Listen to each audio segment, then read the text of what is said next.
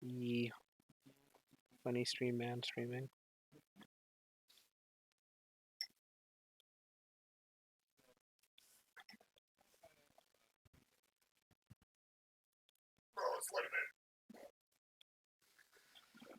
What did you say? Did you just say enslave it? What is it? Why do you?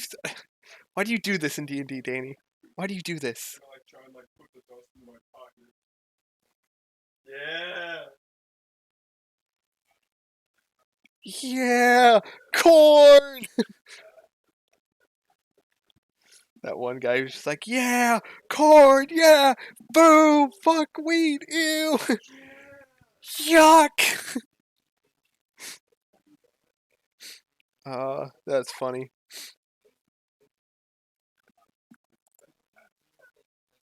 Dude, but seriously though, corn is just icky. It's just lame. No, I'm kidding. I like corn. I like turtles. That's an old reference. I like trains. Okay, where else advertise?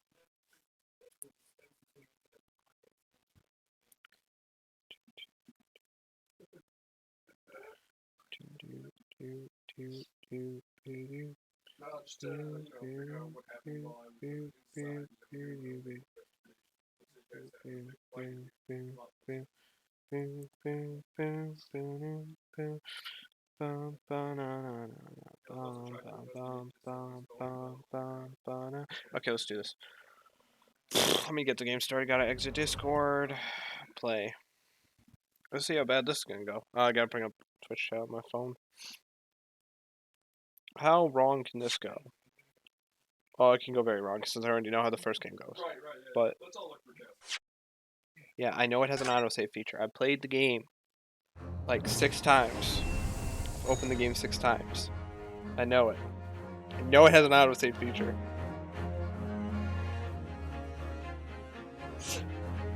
Shit, but does the game have an autosave feature though? I don't actually know.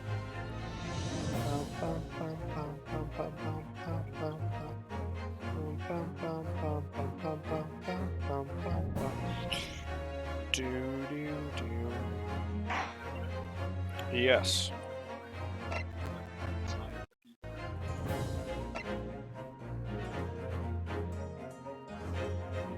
Is my computer okay?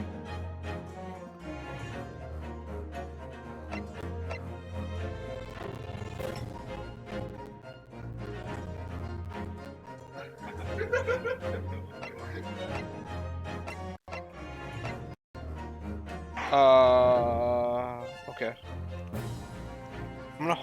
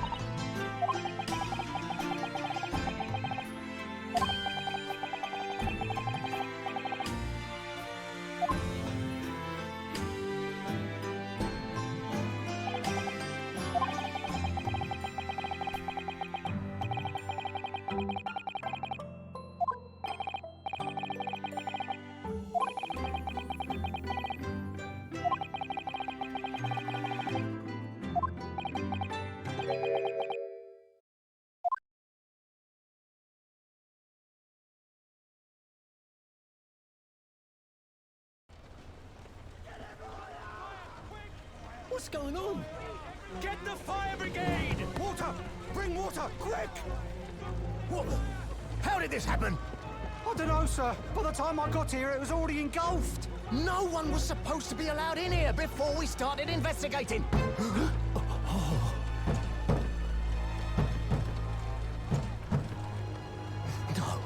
Oh, good God. There's someone in there.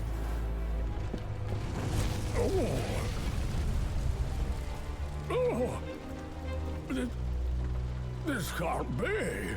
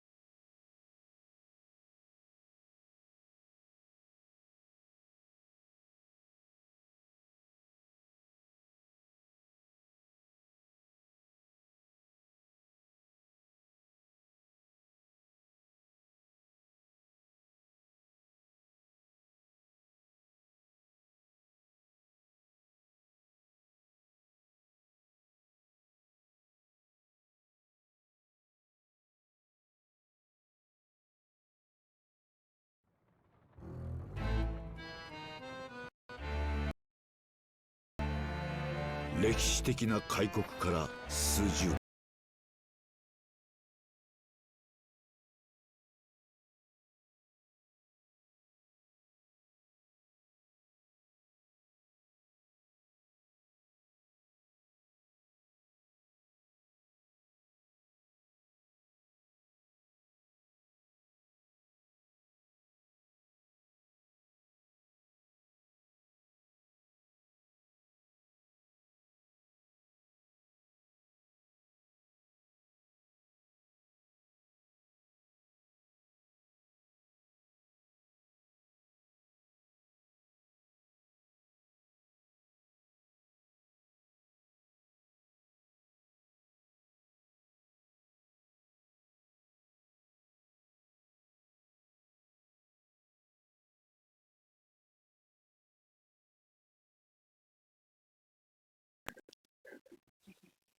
I can't even show the cutscene because it's literally lagging so badly.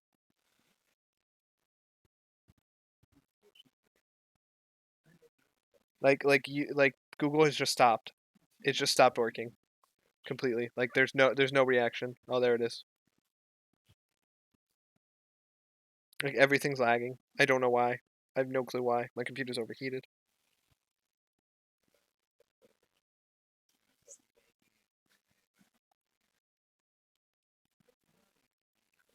I don't think the game actually stopped running.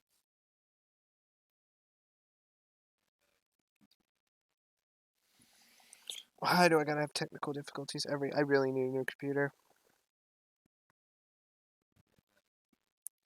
I really desperately need it.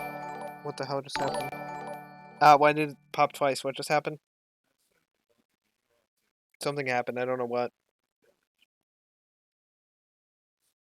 I have no clue what happened. Whatever happened, yes. I have no clue what happened.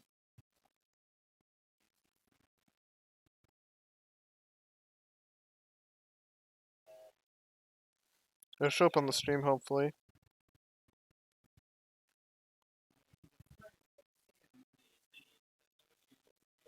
Something happened. I have no clue what. What the fuck? What the fuck do you mean? I didn't start the game. Why is the game starting again? Nerd. Why I didn't click play? What the fuck? The game just started again. I didn't click anything. The game just auto started again.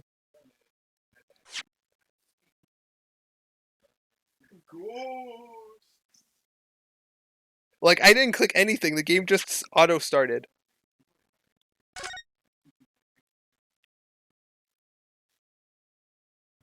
Like I exited out of the game. It restarted. I don't think you guys can see that, but it immediately restarted.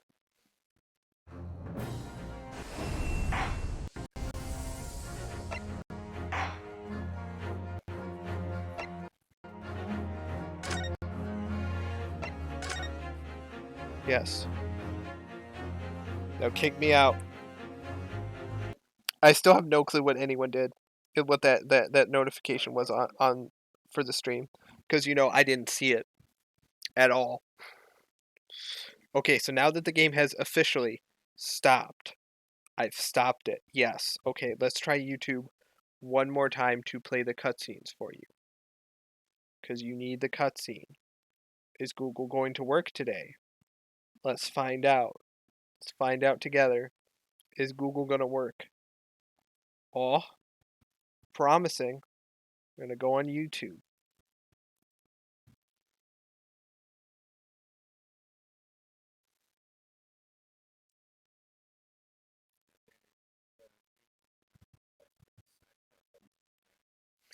Okay.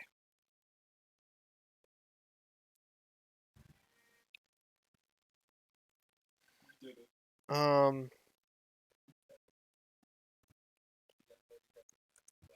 Oh yeah, man.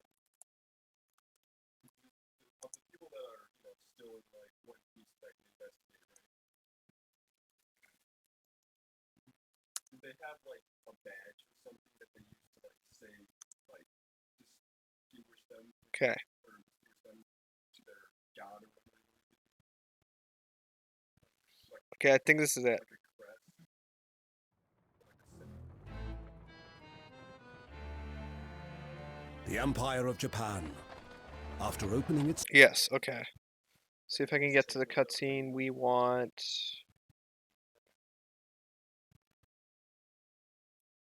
Okay, no, no, no, no, no, no, no, no, no. It's around here. Okay, it's around here. Okay. Okay, I've got it. This should be showing up in the... okay.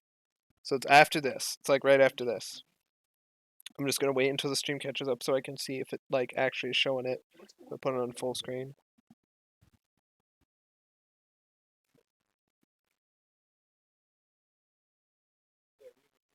Make sure it's the correct one, because I'm gonna show you the cutscenes. Even if my computer's gonna be a piece of shit and not actually show them, we're gonna show the cutscenes. My computer, weirdly enough, runs the game just fine, but the cutscenes are just fucking for no reason. I do not know why. Because usually I've noticed that like cutscenes work fine, but the game doesn't. But in this game it's the reverse. The cutscenes don't work, but the game works fine. Okay, it did. Okay, let's go. Capital, London. Let's go. Let's watch this. So this is the cutscene we just saw. What's going on? Get the fire brigade! Water! Bring water, quick! What? How did this happen? I don't know, sir. By the time I got here, it was already engulfed. No one was supposed to be allowed in here before we started investigating. No.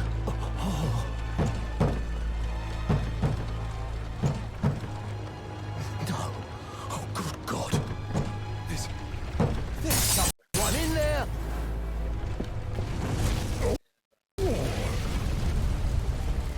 Oh, this can't be.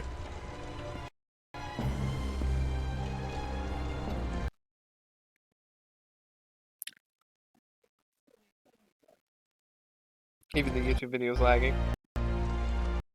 Even the YouTube video is lagging. The YouTube video is lagging. I can't even with this computer.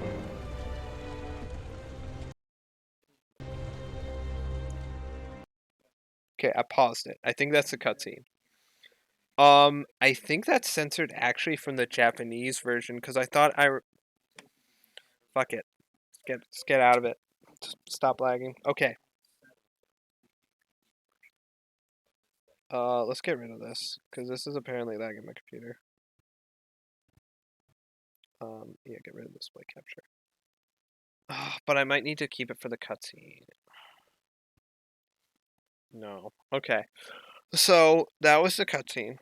I think that's censored from the Japanese version because I remember the Japanese version had, I think it had screaming, and it actually showed like a hand coming out of the window.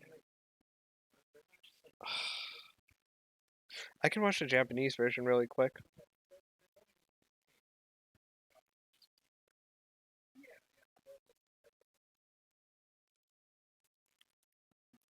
Hold on. Hold on, I'm gonna watch the Japanese version to see if there's a difference. Cause I remember I played the Japanese fan translation.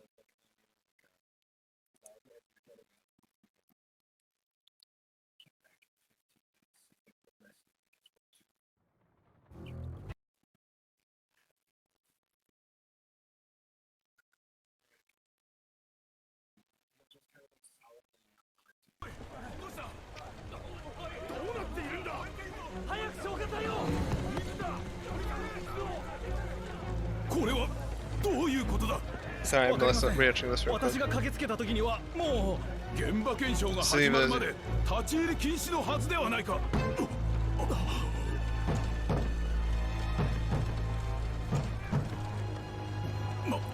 まさか中に誰かいるのか。 Oh no, it's the exact same. Okay, I'm just stupid. It's the exact same in that part.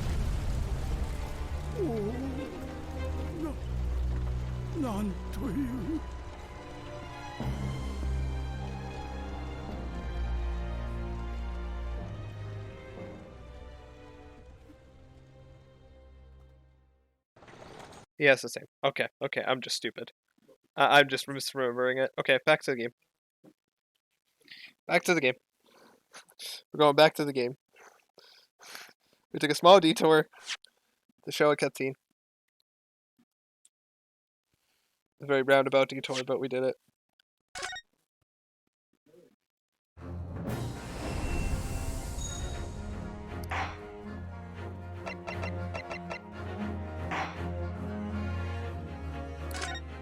The Adventures of the Clouded Kokoro. What is it, Kotoro? The Adventures of the Clouded Kokoro. I begin to think, Wilson, said Sholmes, turning his head languidly in my direction, that there is more to this case than that which we have observed. Indeed, that there may be another part to this story that we are yet to discover. His eyes wandered, following the steam rising from his cup of herbal tea, leading him to the distant memory of that snowy evening. To the young lady collapsed on the pavement along Briar Road, and to the knife in her back. Lit in the soft glow of gas lamps, She's been the most backstabbed. extraordinary scene had been set. And under the cover of a light fog, the curtain had risen silently on the insoluble mystery of our invisible killer.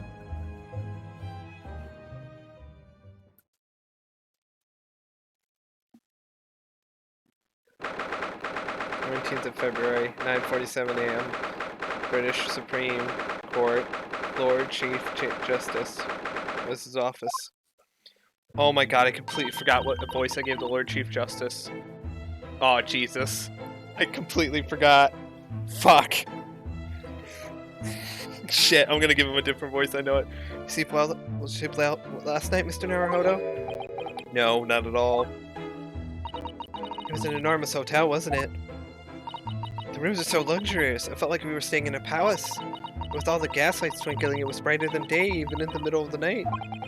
What about the enormous beds? After my time on the SS Buria, I wasn't going to waste a single inch of that space. I spent the entire night rolling from one side of the mattress to the other. Just constantly moving. Just like, I'm going to use the... If I am given the entire bed, I'm going to use the entire bed. It's like that meme where it's like, if I'm given the entire thermometer, I'm going to use the entire thermometer. Oh yes, it really was the sort of night you can only dream of normally. Except, when I learned that we owed £3 for the rooms, that dream quickly turned into a nightmare. Oops, sorry about that. The building was so impressive and the entrance so inviting, I just wandered in without thinking. He's not very smart, is he? In a lodging house in Japan, that sum of money would put a roof over your head for a whole year. I did try, but I'm afraid I couldn't help my tears when we were presented with the bill. I really am sorry. Well, never mind. We must find some more affordable lodging straight away, though. If we're not careful, our entire stipend will be used up in 10 days or less. London is a scary place. I thought I remember in the fan translation it said they used all their money, like, immediately. They basically paid all their money. Ah. What voice did I give you? What voice did I give him? Ah, good morning to you at this early hour. Oh, yes, we are, well... Good morning to you, Lord Chief Justice. We've come to report on the outcome of the trial at the Old Bailey yesterday. Sato-san is amazing. She doesn't bat an eyelid, even in the presence of the imposing Lord Strongheart. I think I remember in the translation it was like several days after. So it was like they ran out of money completely and they... Yes, I believe you had a very comprehensive initiation into British courtroom practices. Oh, yes, it was very eye-opening. Thank you. And in accordance with your instructions, Lord Strongheart, Mr. Naruhodo performed his duty to the end. Yes, I've already been apprised of events. You conducted a remarkable defense. You may consider the test passed. Oh. No longer are you a student from the Empire of Japan. You may henceforth claim to be fully fledged lawyer. Watch my doves. They shit everywhere, though. It's really annoying. The bird shit never gets off. My country is delighted to welcome young talent from such a remote eastern land. Thank you very much. So, I'm a lawyer now. I am officially lawyer. Now, in view of your new appointment, I have a fresh case in mind for you. I'd like you to take it on at once. I trust that won't be a problem. There's a case already? Nothing trains a lawyer better than practical experience. I'm sure. I don't sense dissatisfaction, do I? It's just that yesterday's trial ended unusually. I haven't quite come to terms with it. What's to come to terms with? The man was cleared. What more were you hoping for?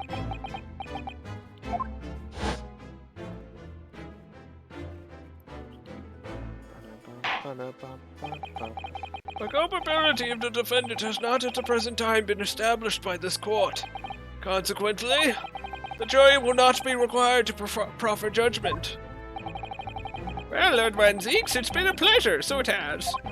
And as for you, my dear fellow, I couldn't have asked for a better defense.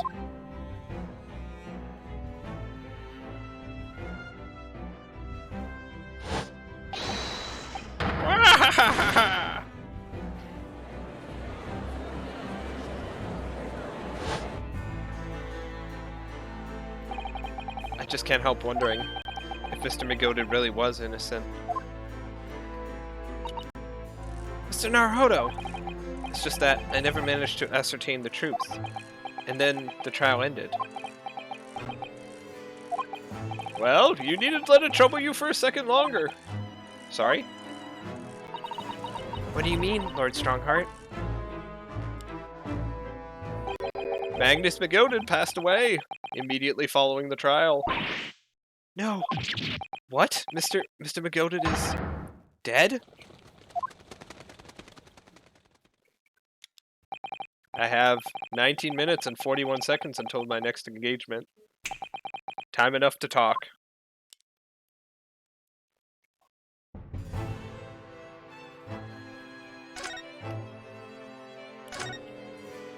I don't understand. What happened? How can he be dead? After the trial concluded yesterday, there was a great commotion in the Old Bailey. As you'll presumably recall, an omnibus had been wheeled into the courtroom. Yes, of course, that was the scene of the crime, which Mr. McGolded had been accused of. Precisely. Well, while the bailiff's attention was diverted by some other matter, the omnibus went up in flames. No. How could such a thing have happened? That is being investigated as we speak, but already. The police have identified a corpse found inside the charred shell of the carriage as that of McGolded. That's awful! The man must have slipped inside whilst the bailiff's attention was elsewhere. The bailiff really needs to pay more attention. And how could that have happened? That is also being investigated as we speak.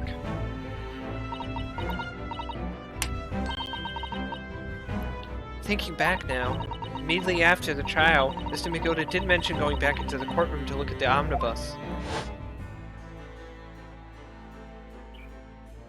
Well, I must be making tracks now. It is time for the inspection. Sorry? What inspection?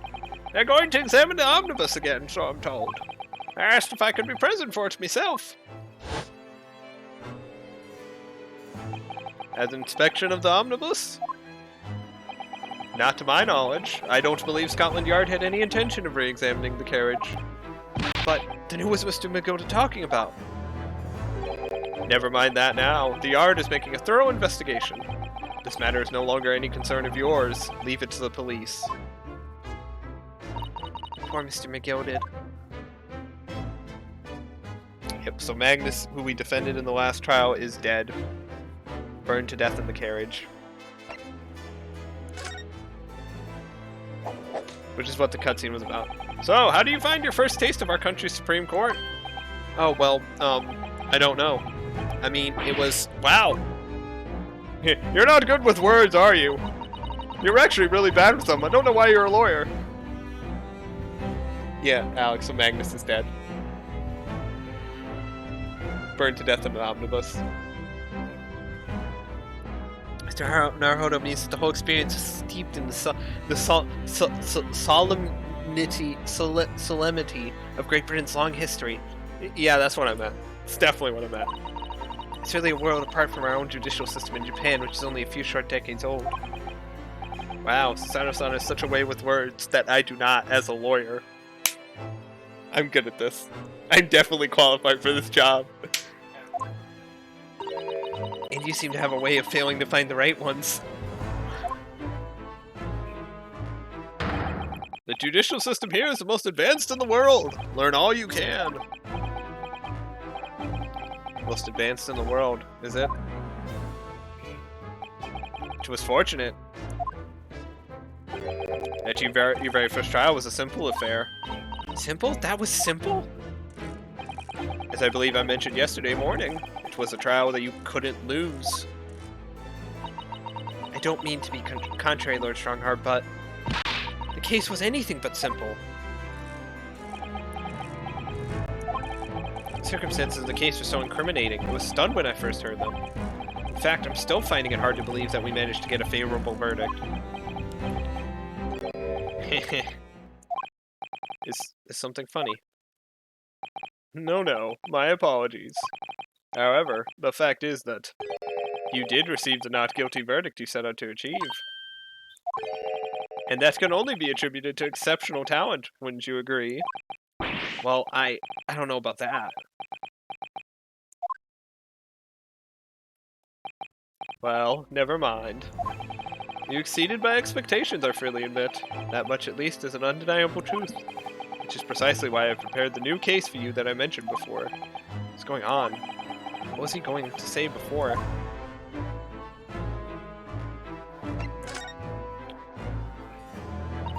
Could you perhaps give us some more details about the new case you mentioned? Don't tell me. It's a murder, and the trial starts in 10 minutes. Don't worry! It's nothing so alarming or quite so urgent as your last assignment. In fact, this case is completely different. Oh, I see. Did he just read my mind? That is to say, no one has died, as yet. And the trial will not be today. There is plenty of time to research the case thoroughly. 23 hours, 43 minutes, and 19 seconds to be precise. Haha, so the trial's tomorrow then. Is everything alright? Oh, yes, I'm just a little confused, that's all. Yesterday's trial was, well, it's left me wondering if I'm really cut out for being a lawyer. Oh, Mr. Naruhodo.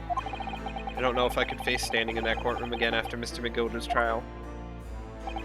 Ah, yes, I nearly forgot. There is one similarity with yesterday's case. Once again, there is currently no one to advocate for the defense. Oh. If the situation remains unchanged, the trial will start tomorrow with the defendant unrepresented. And if that happens, I need not remind you of the inevitable outcome. The most terrible end awaits the defendant. Yes, that's right! Here we go again.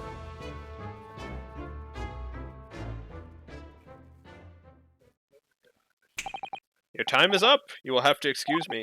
I would advise you to begin making preparations for tomorrow's trial. After all, the clock is ever ticking. There is now but 23 hours, 26 minutes, and 39 seconds until the court sits. As he mentioned the 23 hours, he said there was plenty of time. And one more thing, Mr. Naruhodo. There is something I should like to ask you. Oh, what's that? Yesterday, you remarked upon something. That you intend to see through the will of your late compatriot, Mr. Asogi. I would be interested to hear what exactly you mean by that. Inside 34 seconds. Oh, well, Kazuma always used to say, you see, that he wanted to learn how the greatest justice system in the world works so he could change ours in Japan. Now that he's gone, I'd like to work towards that myself. And there's another thing. Oh. Another thing? Continue. On the way here, on the steamship, he said something to me. There's something very important that I have to do. Something very important? And what exactly would that be? He never had a chance to tell me. I suppose he would have done if he'd ever made it to Great Britain. You're out of time. Well, thank you for an enlightening discussion. Mr. Naruhodo, what's all this about? Mr. Sogi never once mentioned anything of the sort to me. I urge you both to focus your attentions on the matter at hand. I've taken the liberty of summoning the police inspector in charge of the case. He'll be able to appraise you of the details. How long has he been there? So, I wish you the best of luck, and bid you farewell. Goodbye. Lock the office when you're gone. There's something very important that I have to do. Kazuma-sama, what did you mean? I wish I knew, but honestly, he never told me. Anyway, we'd better talk to the detective, don't you think? Yes, you're right. I hope I'm just imagining it, but I wouldn't say he looks pleased to see us at all.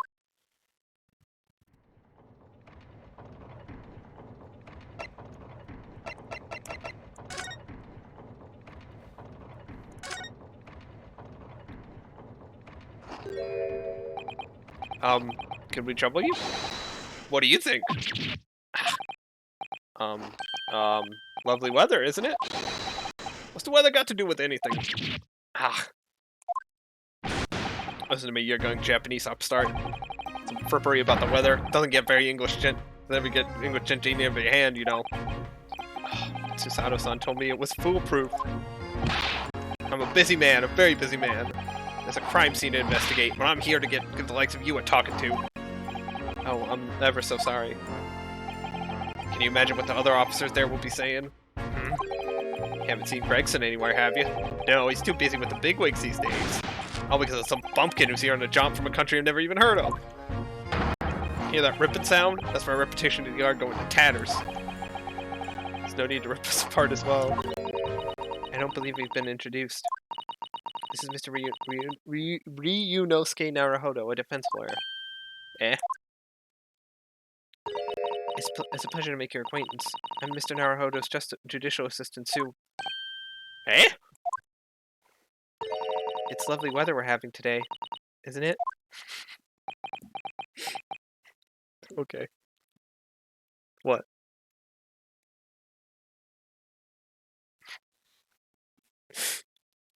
Fuck you too.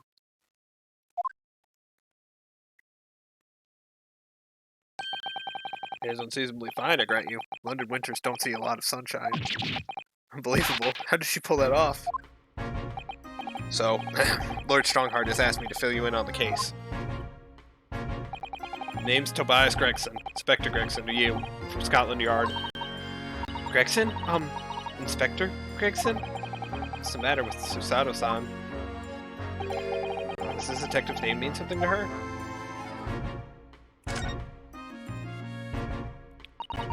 Inspector, are you perhaps the Inspector Gregson?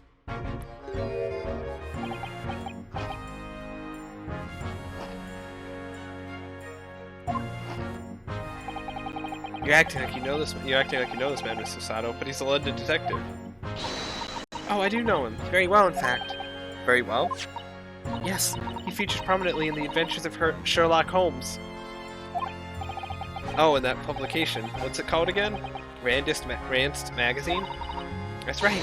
Inspector Gregson and Mr. Holmes enjoy a wonderful friendly rivalry. Really? You rival the great Mr. Holmes? That's incredible. Oh, well, I don't know about that.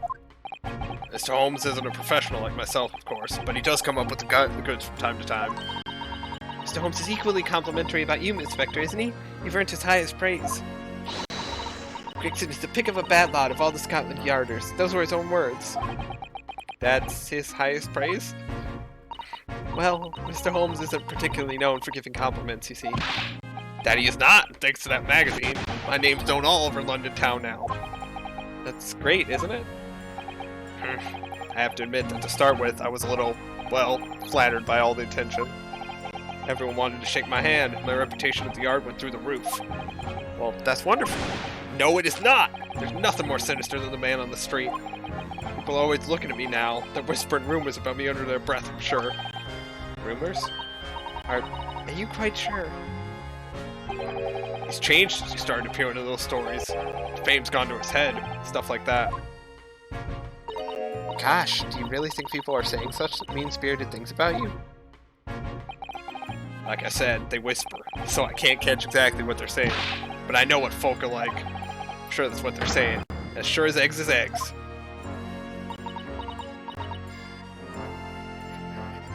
He's not paranoid at all. He's on the move. I get the feeling this detective could be very hard work.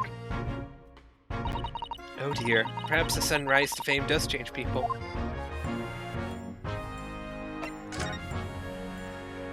So, about the case that the Lord Chief Justice mentioned before. Nothing to tell, really. As far as we're concerned at the Yard, couldn't be simpler.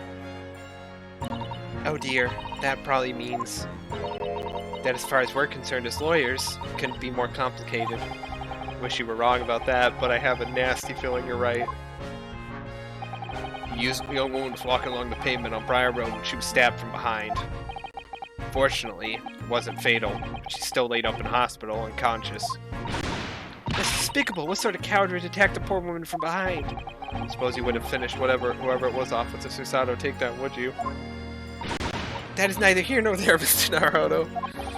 Brace yourself, Ryunosuke, you're angered now. Anyway, after something of a whirlwind investigation, the criminal was arrested. Barely had time for a cup of tea after the incident took place, to be honest. So, there must have been something left at the scene that led you directly to the culprit? Or perhaps a reliable witness who recognized the person in question? Let me stop you right there. You're wasting your time on this one. Sorry? There's nothing you can do. There's no way to help the book now. Why ever not? Simple. The prosecutor that's been assigned to the trial tomorrow is Lord Barak von Zeeks. No. Sounds like you've heard of him, then. Oh yes, we are very familiar with Lord Van Zeeks. Last time he put his foot on the table and he kept drinking wine. It was weird as fuck. He kept destroying his cup too. I swear that man went through 5 cups. And they were very expensive cups. They were like chalices. They were like gold and like glass. Like it was glass everywhere. I think the bailiff stepped on it and he started screaming. Blood everywhere. Oh god, it was terrible. Some of it went in the fire, and then the fire hit just a mess. Believed to be the harbinger of death itself. The Reaper of the Bailey.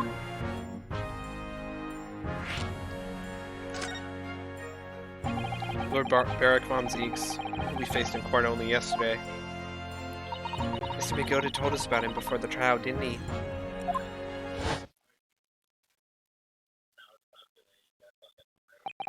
When Van Zeeks stands for the prosecution, they call the accused his sacrificial lambs. And in every single trial in which he's been the prosecutor, the accused has been damned. This Reaper of the Bailey nickname. I suppose he's earned that because every defendant he advocates against is found guilty. Is that it?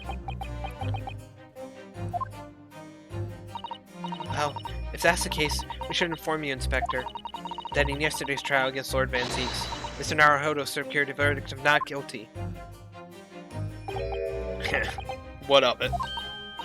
Oh, well, I think that means that even against the Reaper of the Bailey, it's not impossible to save the defendant. No, you really don't have a clue, do you? What do you mean? What happened to that bloke in the end, eh? He's dead. Ah! Magnus Migoda came a cropper in that omnibus when it went up in flames. So you can't rightfully say you saved the defendant, can you? What are you saying? Look, if Van Zeeks could get the dirt to stick on everyone, he'd be a miracle worker. That's not how it goes. He doesn't work miracles. He works magic. Black magic. I'd have a good long think about that if I were you. Are we really supposed to believe that?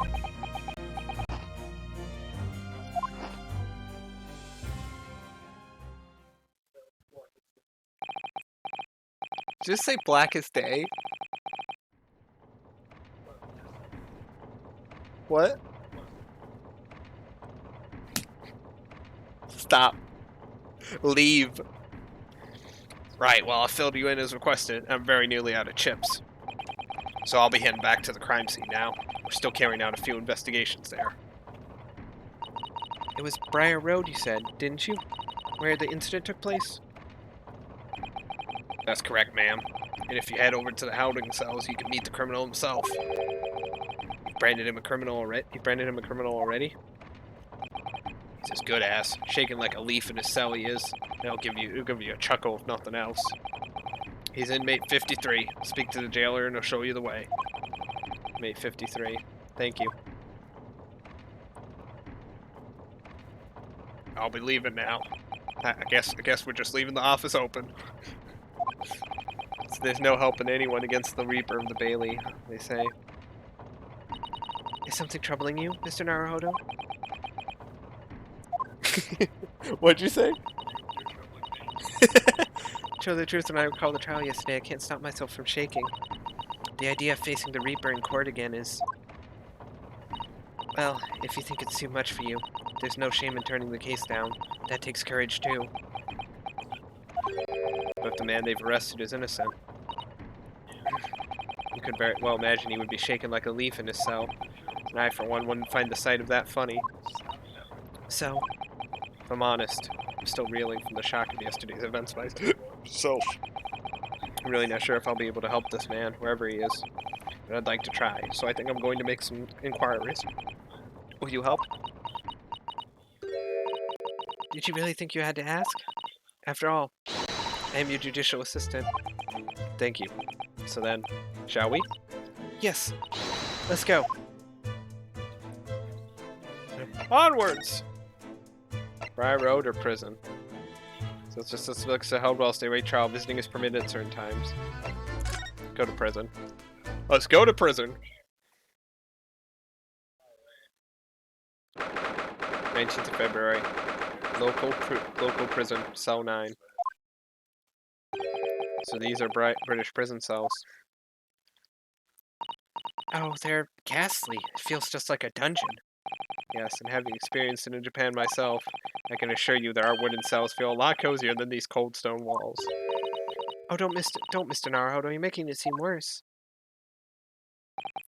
Apparently, our client is in this cell here, but it's so dark at the back there, I can't make him out. Wonder what he's like. Inmate 53, your legal representative is here to see you. Stop idling at the back of the cell and show your face at once. Am I a cat as yet with no name? Calling me by a number is utterly, unbelievably, unjustly unreasonable. I refuse to answer. Mr. Naruhodo, what? What do you think is going on here? I have no idea, but I wasn't just hearing things, was I? That tirade of complaints was in Japanese.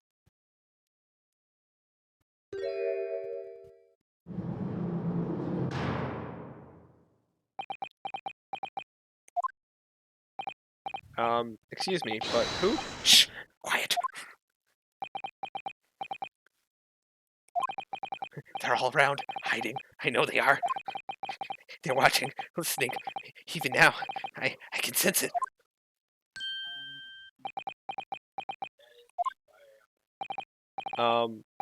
Right, so could I ask you who exactly... There you are! You've come to curse me, haven't you? Don't try to hide it, you're a ghost! A ghost?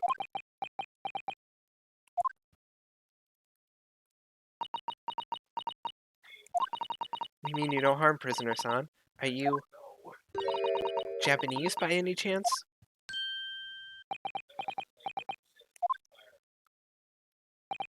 This is... beyond my wildest dreams!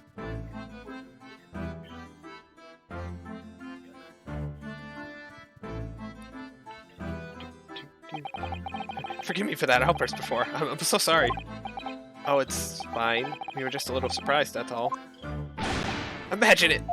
It's been 12 long months since I left my hometown, and here I am, in a frightful fix in a foreign land.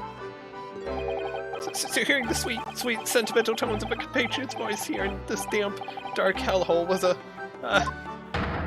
most monumentally moving moment.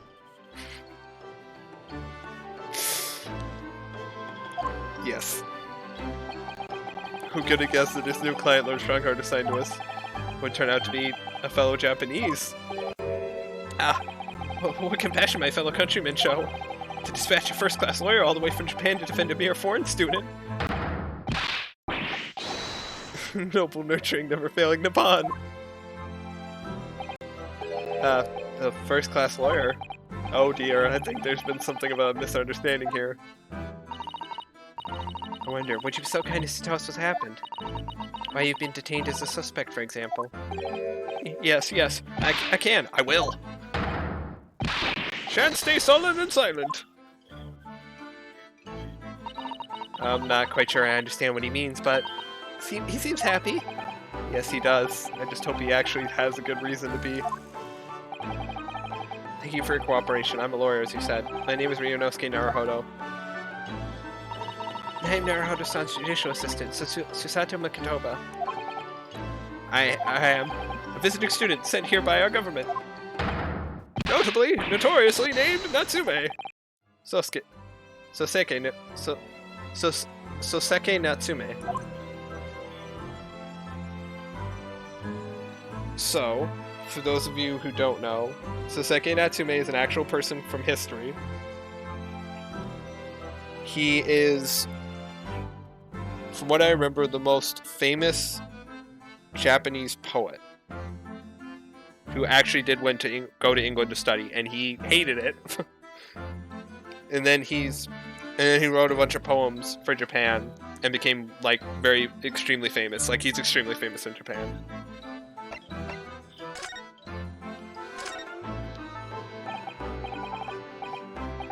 Soseki Natsume-san. What an unusual name. Call me Soseki, please. I'm a poet, you see. A writer of haiku. It's something of a nom de plume. A nom de plume? You mean alias? Elias? Alias. Sorry, I can't pronounce things. That's right, Naruhodo-san. No! Don't be so prosaic. That's much more refined than that. And haiku? That really reminds me of home. Did I hear you say that you were a visiting student sent over here by the government? Yes, that's right. A year ago, I was told to go and study English. First, I had to suffer that misery, but now this. It's beyond the pale! Suffer that misery? Did you not want to study here? No! I mean, I had an interest in Great Britain for some years, of course. Oh. But just because the government tells you to do something doesn't mean you can do it? No! What do you mean? If they told me to study English literature, that I could have understood. That's my field. But no, they told me to study the English language. Utterly, unbelievably, unjustly unreasonable. I see. Only the other day, I was told to send a report about my first year here. I tendered a blank piece of paper. Wise words on whitewashy.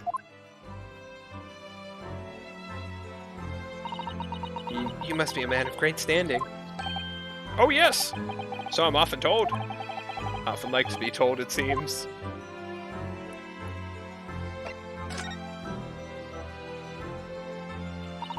Could you perhaps tell us exactly why you've been arrested, Suseki-san? I didn't do it! I didn't commit an atrocious murder! Murder? Oh, no, it's alright. The woman didn't actually die, did she? But she was stabbed with a knife! Right before my eyes! Before your eyes? You mean you saw the attacker? Yes. I didn't see anyone.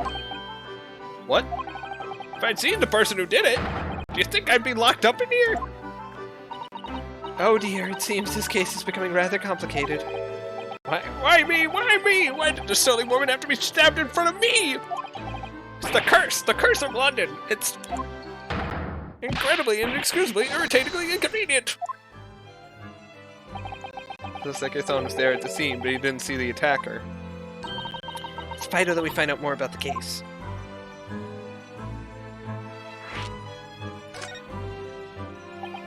It was an accursed evening, just after the snow had started to clear, and heavy with fog. I'd been to the bookshop to buy some books, and I was on my way back to my accursed lodgings. Sure the bookshop wasn't accursed too? As I was walking along that accursed pavement, I could make out the sole silhouette of another ahead of me. A woman wearing a green overcoat she was, and just as I went to overtake her, she suddenly let out a little scream and collapsed onto the cold, hard slabs of stone at my feet. How terrible! How terrible. I called out to the woman, but she didn't move. It was like ghostly, ghoulish, grim graveyard. Slight exaggeration there, perhaps. I was terrified. I had to get away from there. So I ran as fast as my legs would carry me back to my accursed lodgings. That's not good. They'll say it was shameful, I know, to run away like that.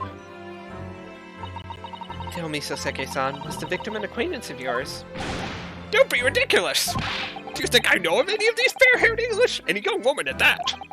I'm diffident, shy, timid, unsure. I can't talk to people.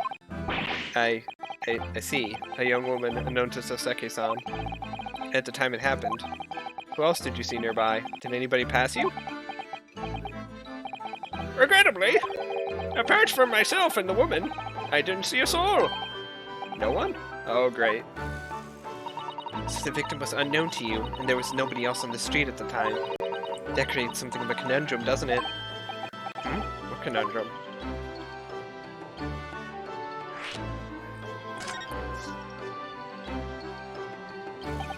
What do you mean, Susato-san? What's the conundrum? Well, if what Soseki-san has just told us is true, there's something I can't explain. He says that he didn't know the victim, and that there was no one else at the scene. Then, he apparently fled without having been seen. I did! But if that's the case, surely this man has to be the culprit. This man has to be the culprit? Ah, you! What'd you just say? Nothing. I didn't say anything. Oops, perhaps I thought that a little loudly. Actually, that's not what was troubling me. What I was thinking was, how did Soseki-san actually come to be arrested? Sorry? He didn't touch the victim, and there was nobody at the scene to see him. So how did the police ever discover that he was there in the first place? Oh yes, she's right. It was him! That accursed great detective! He led the police to me! Of all the bad luck! Accursed great detective? Could it be? I shall never forget that man's name as long as I live! With his haughty laugh and his self-proclaimed greatness! Brash, big-headed busybody, begone! May you be cursed until the end of your days, Herlock Sholmes! I knew it.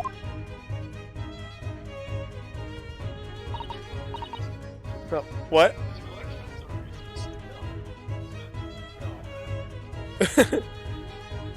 No, he's one of the few non-racist ones.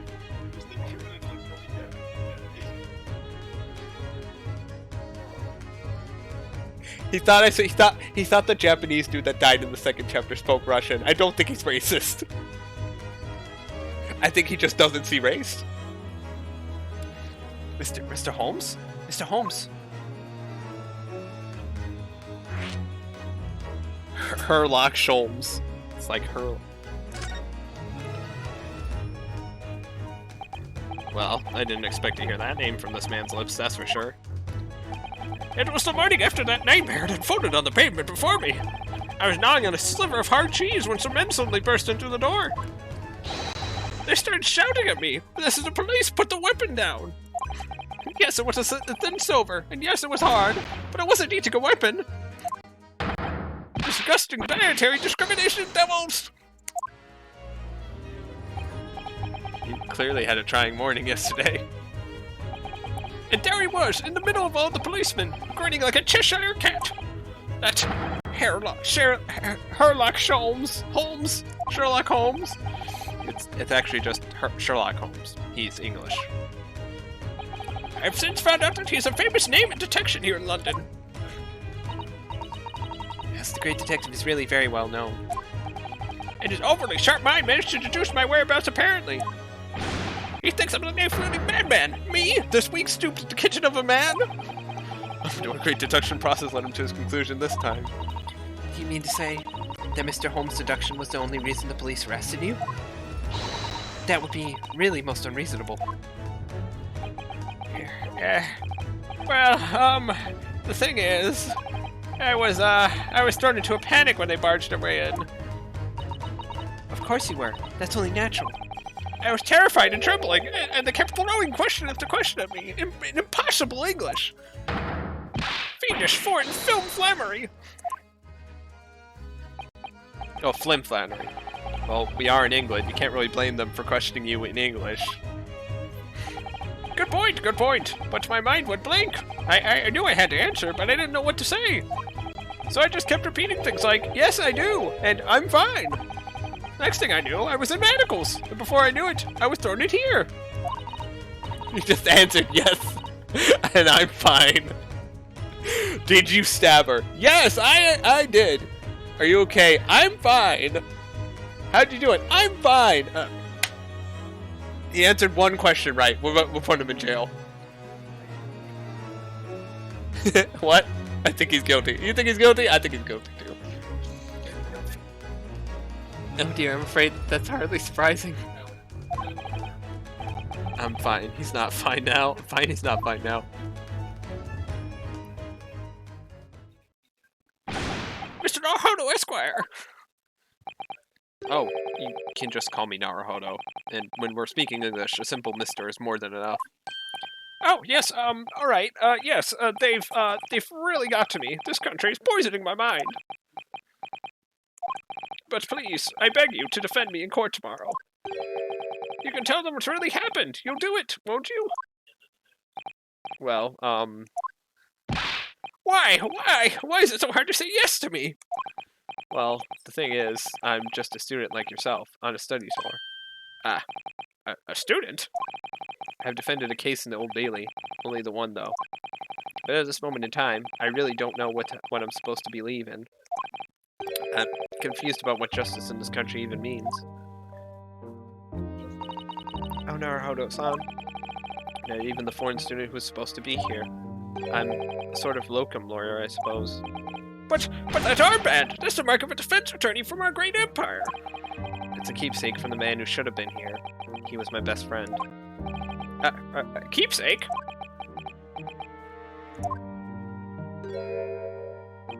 I know exactly what they're saying about me. Oh, who do you mean? The lawyers, all the British defense lawyers, they won't defend me. Goodness, why? Why do you say that? For the same reason as you noted before, when it happened. There was only the victim and myself around, and I ran away from the scene of the crime. I'm not a fool, I know it looks as though I must be the culprit. It must be very hard for you. It must be very hard for you, Saseki-san. And anyway, I'm a student from overseas. I'm just a foreign nobody to them, someone not to be trusted. I heard them openly laughing about me before, my earshot without any compunction at all. Any trial for this man would be a waste of time, they said, and of course the foreigner did it. They even had the gall to say the man doesn't understand half of what's being said anyway. It's awful. They're wrong! I've studied more English than half of the policemen out there on the streets. I've traveled halfway around the world to learn about these people's country and its great history. But no one here wants to listen to a man with a strange accent. They all hate me. So, at the very least, I'd like to entrust my fate to someone who can listen to me in my native tongue. You could do it, couldn't you? When I look into your eyes, I can see it. I can see what you've been through. Saseki-san, it's just that...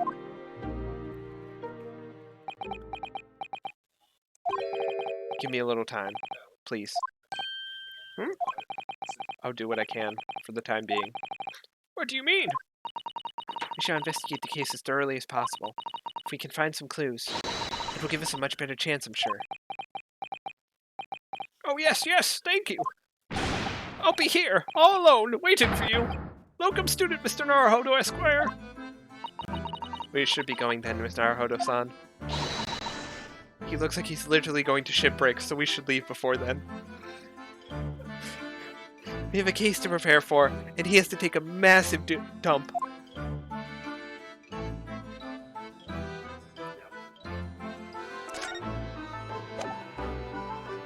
Goodbye. I'll be here!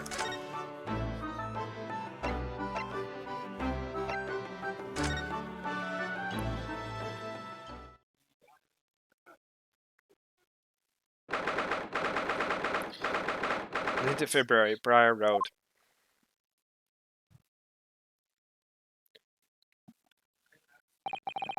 This is where it happened. Briar Road. Ah, look, Mr. Naruhodo. Look at that regulation metal helmet. It's unmistakable. The men of Scotland Yard are here. They're investigating as we speak. That is their job, you know. Mr. Naruhodo, to see one with my own eyes. They're often depicted in the adventures of Sherlock Holmes, but I never dreamt I'd ever come this close. To real Bobby's helmet. What? The helmet? Hehe, of course. I have to try one on one day. Well, I hope your Hattie dream comes true.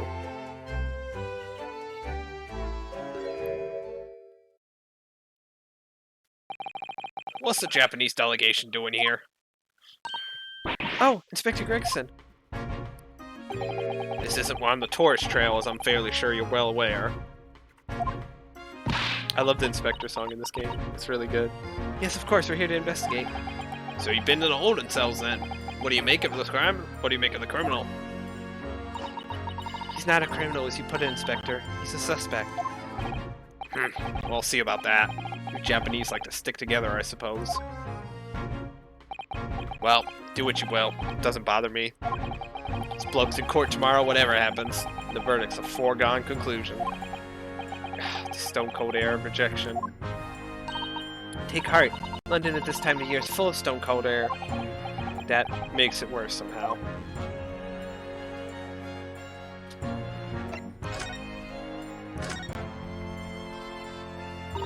Tell me about Scotland Yard, Inspector. Ever since I read about it in the Adventures of Sherlock Holmes, I've been fascinated by the place. The Yard is the most sophisticated policing organization you'll find anywhere in the world, man. Oh, and you know, I've always dreamt of wearing a real Bobby's helmet. It does make them look the part, seeing that policeman there with his helmet on. You certainly get the sense that this is a man who will take no nonsense of his duty of protecting the city. Oh yes, doesn't he look wonderful? Being a London Bobby is hard going, I can tell you. Oh really?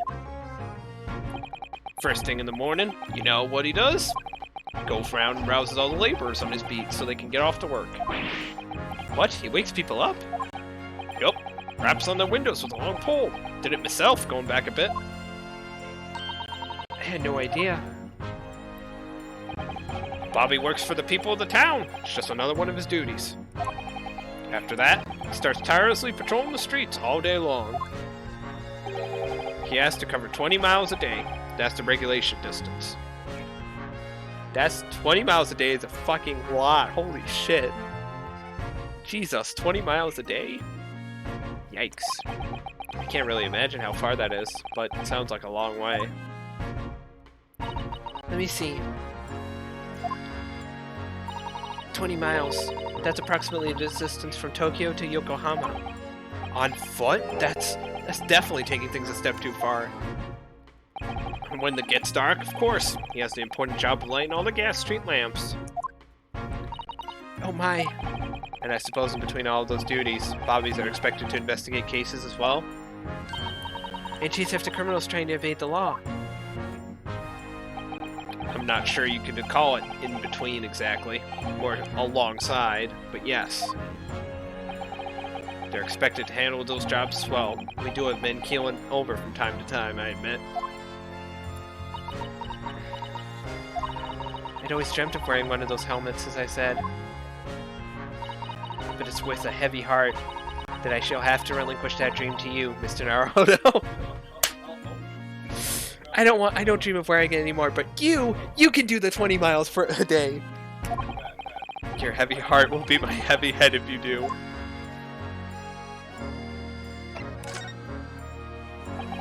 It happened around 5 in the evening 2 days ago, just there on that open bit of pavement. The victim, young woman, was stabbed with a blade from behind. Is it right that the lady is still unconscious now? You mentioned that she's being treated in hospital. I never said she was a lady. Truth is, unless she comes around pretty smartish, we won't be able to find out much about her at all. I suppose that means they haven't been able to take a statement from her, of course. Here's a map of the local area I happen to have on me. You can take it if you want. Really? Are you sure? It's the odd policy to give lawyers, defendant, suspects the odd bit of information to go on. Haven't actually accepted the job yet, but still. Thank you, Inspector. We gratefully accept. The local map has been entered. A street map of the local area showing where the victim was found. Anyway, as far as we know, there is no one else on the scene other than the victim and your fellow countrymen. So who did it, do you think? Not much of a head-scratcher, is it? Well, I know Mr. Natsume is also claiming not to have seen anyone else around, but just because he didn't see anyone, it doesn't mean we can be sure that nobody else was present. I'm sorry to have to tell you, but we most certainly can be sure. How? Because, ma'am, the precise moment of the stabbing didn't go unnoticed. What? We have two very reliable witnesses, no less. Ah! It was a typical foggy London day. Your client obviously didn't see him. There were witnesses now?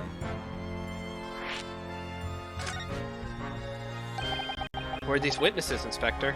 The fellow and his wife. The man's one of the most reliable and respected citizens in all of London.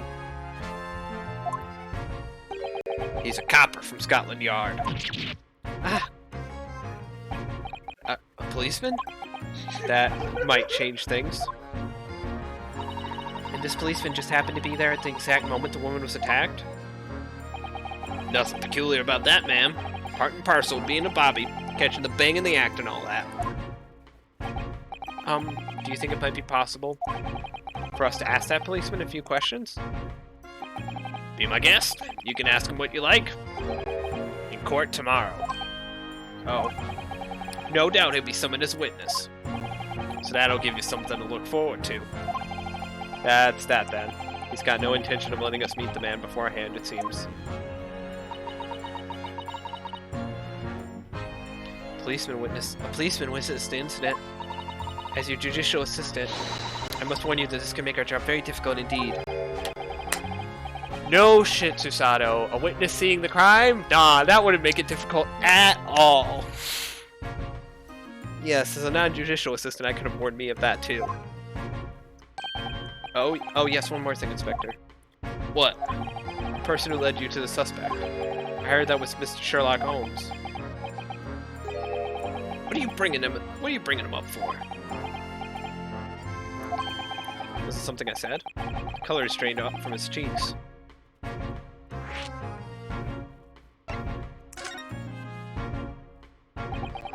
That twitchy Japanese bloke goes on trial tomorrow. Are you going to defend him or not? Well, makes no difference to me, but I will just say this. No London lawyer with his salt would touch that case with a barge pole. Because the prosecution is being handled by the Reaper of the Bailey, you mean? There's no way to save the man now. It's a waste of time trying. It is all a bit strange, though. Sorry? The Reaper. He hasn't appeared in court once for a good few years now. Yes, we did hear something to that effect. And the only person he usually bothers with are the real scum. The master criminals. The violent ones. Master criminals? The violent ones? That's right. He handpicks his victims. Only deals with those guaranteed to go to the gallows for their sins. But Mr. Natsume wouldn't hang for what he's accused of, surely. That's just my point, sunshine. Yes, the young woman was stabbed, but didn't kill her. Couldn't even say the intent was there. So this isn't the sort of case I'd be expecting the Reaper to want to sink his teeth into, for want of a better phrase. Well, it's not exactly a minor infraction, is it? No, there's gotta be more to it. Some reason he's taken this an interest. Really? What sort of reason, Inspector? You think I can tell what's going on inside the head of that Lord of Darkness? You'll have to ask him yourself. Tomorrow's trial. You're really going to have to face the Reaper again? Lord of Darkness, as you put it. He's Dracula. It's confirmed he's Dracula. Lord of Darkness, he's obviously Dracula. Mr. Holmes. Who did you hear that name from? Oh, well, it was Mr. Natsume who mentioned it. He said that Mr. Holmes was with the police when they entered his lodgings. I'm sure it was the result of Mr. Holmes' inspirational great deductions. Fiddle faddle. Ah. The man's an amateur, and I'm getting sick and tired of him showing his mug everywhere. Oh. I don't know where he gets his information from, but he turns up at the scene of the crime. Wanders around spouting incomprehensible rubbish before you know it. Claims to have solved the case. Yeah, he's quite astounding, isn't he? He is a great help to Scotland Yard, though, isn't he? Gibble gabble. Ah. Ever seen this before? Oh, yes, that's Rand's magazine. The wonderful publication in which the adventures of Sherlock Holmes appears. Yes, well, that wonderful publication, as you put it, sees fit to include several of the Yard's detectives in the stories. And the so-called great detective makes a mockery of all of us. If you'd like anyone at the Yard, it's a misadventure to be included in any Sherlock Holmes tale at all. Well, I suppose there is an element of that. We work our socks off, every one of us, only to be frumped by the public thanks to that obnoxious detective. The man's as dangerous to us at Scotland Yard as he is to all our criminals. That can't really be true, can it, Inspector? Clearly the great detective and the police have a complex relationship.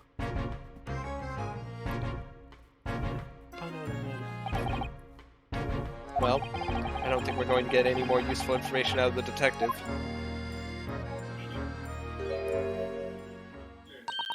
Mr. Naruhodo, can I make a suggestion? Oh, yes, what is it? Well, it seems to me that we must speak with him about this. By him, do you mean Mr. Holmes? Yes, Sherlock Holmes, exactly. Look at those shining eyes. You can't wait, can you? Well, Mr. Natsume did blame Mr. Holmes for all of this, didn't he? Yes, he did. He really did. Which makes him an involved party in the case. Are you just going to ignore that? I hope not. I assure you, it's not simply my selfish desire to meet Mr. Holmes again. It's not my lust for Sherlock Holmes. It's nothing like that.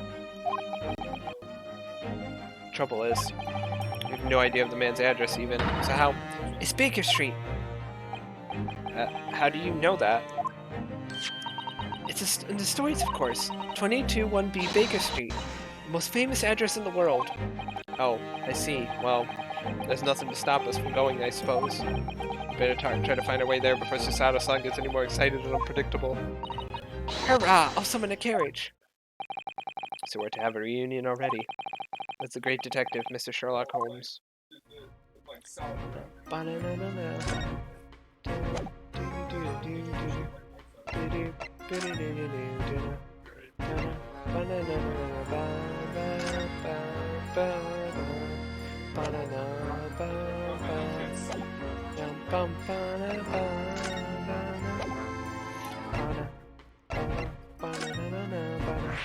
Location has been added. Crime is fairly wide street that easily accommodates carriages lined on both sides by tall brick townhouses.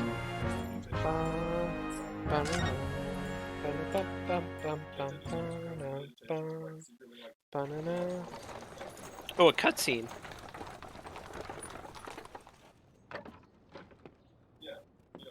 I broke the cutscene.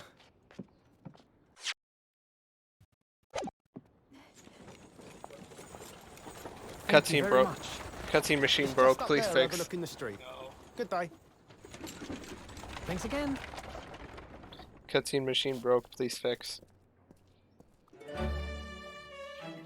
This is it. The residence of Mr. Herlock Sholmes. This is a really good cutscene, guys. I love it. I can't tell again.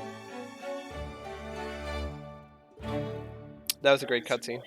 That was a great cutscene, guys. I truly appreciated that cutscene. It was so good. We got to see so much. It was like moving, and it was like, ooh boy. It was like, ooh boy, that cutscene, man. The torch eventually, but like then it will start going towards the stalactite because then that'll be 19th of February, 12:53 p.m. Holmes Suite. So this is where the great detective makes his living. It feels surreal to be here somehow. Yeah. Is it as described in the stories, Miss Susato? Susato-san? Many famous cases have been solved here in this very room. Many famous cases. A lot of cases. Just a sheer amount. Oh, I suppose they must have been... Yes. Never read the story, so it's hard to get quite as excited about it as she seems to be. The detective chases the villain relentlessly as he disappears into the fog down an unlit London street. Oh, the thrill of it, the romanticism. Can't you feel your heart thumping in your chest? No.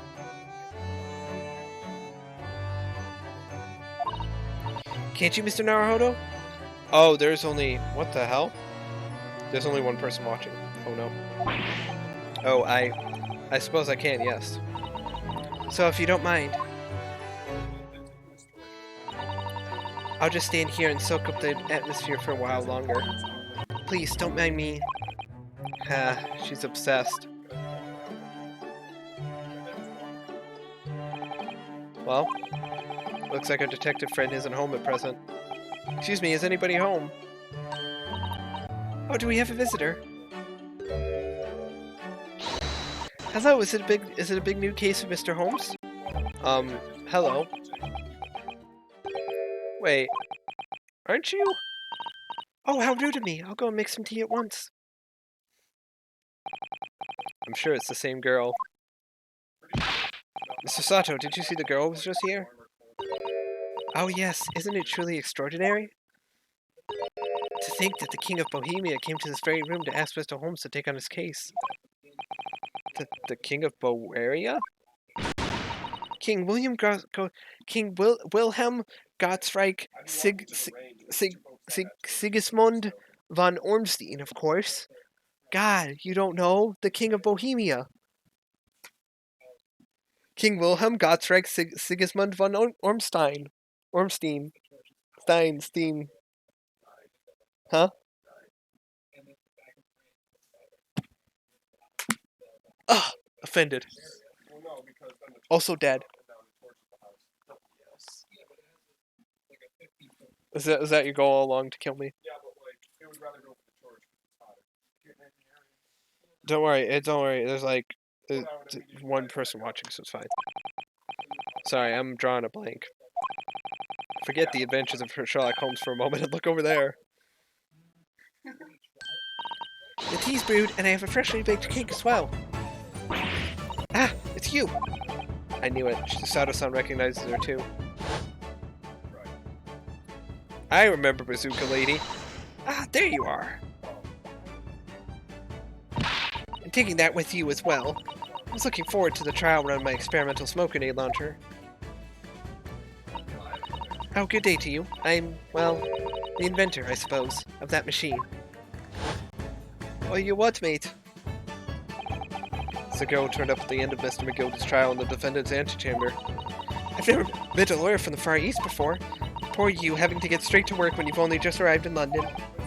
Oh, yes, it was challenging. Well, try this tea. It's my special blend, you know. Oh, thank you. Is tea supposed to look that color? Why does it look like car oil? Why does it look like oil? That's because it is! It's oil flavor! My, what a fragrant yet mellow flavor. Hooray, it's a winner! I tried blending different leaves designed to alleviate fatigue, you see. You must be exhausted after your long voyage here, and you have another ticklish trial tomorrow. Oh, and you're to defend a Japanese man. I do wish you lots and lots of luck. Did Mr. Holmes tell you about this by any chance? Oh, you know Hurley, do you? Hurley? Mr. Holmes to you, surely. Mr. Holmes was a fellow passenger on the boat that brought us to Great Britain, you see. Was he really? Well, I had no idea. I'm afraid Hurley's out on an errand again today, even though he's just returned from overseas. Wait a minute. We met this girl for the first time ever yesterday after the trial, and only briefly at that. How on earth does she know so much about us? Did she deduce all those things, do you think? And perhaps more to the point, why is she here in Mr. Holmes' suite? Oh, silly me, I haven't introduced myself, have I?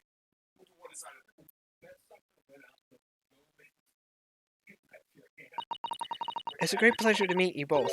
My name is Iris Watson. I live here together with Hurley. Ah, Iris, is it? What a lovely name. What? What's the matter? No, wait. This can't be. Did you say that your name is Watson?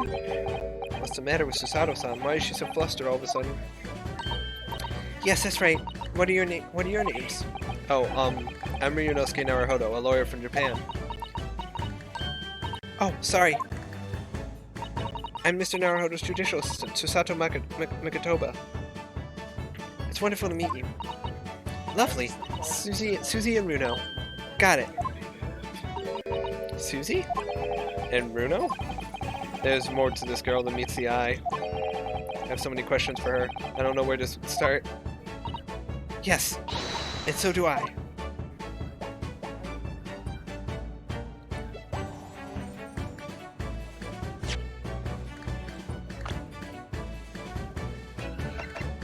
Tobias Gregson, Detective Inspector in charge of Scotland Yard's investigation of the case. He's stern and single-minded in his approach, and a great lover of fish and chips. Soseki Natsume, a scholar sent to Britain by the Japanese government to further the study of English, is the defendant accused of attempted murder. Iris Wilson, extraordinary young girl who lives with Mr. Holmes. She has a degree in medicine and is the author of a popular series of short stories. She is also 10.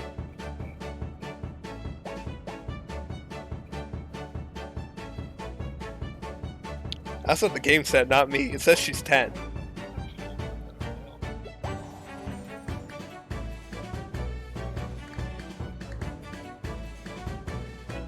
Alex, she's also the daughter of Dr. Watson, the dude who got shot in the first trial. Sorry, he got poisoned, and then he got shot. What? You got it!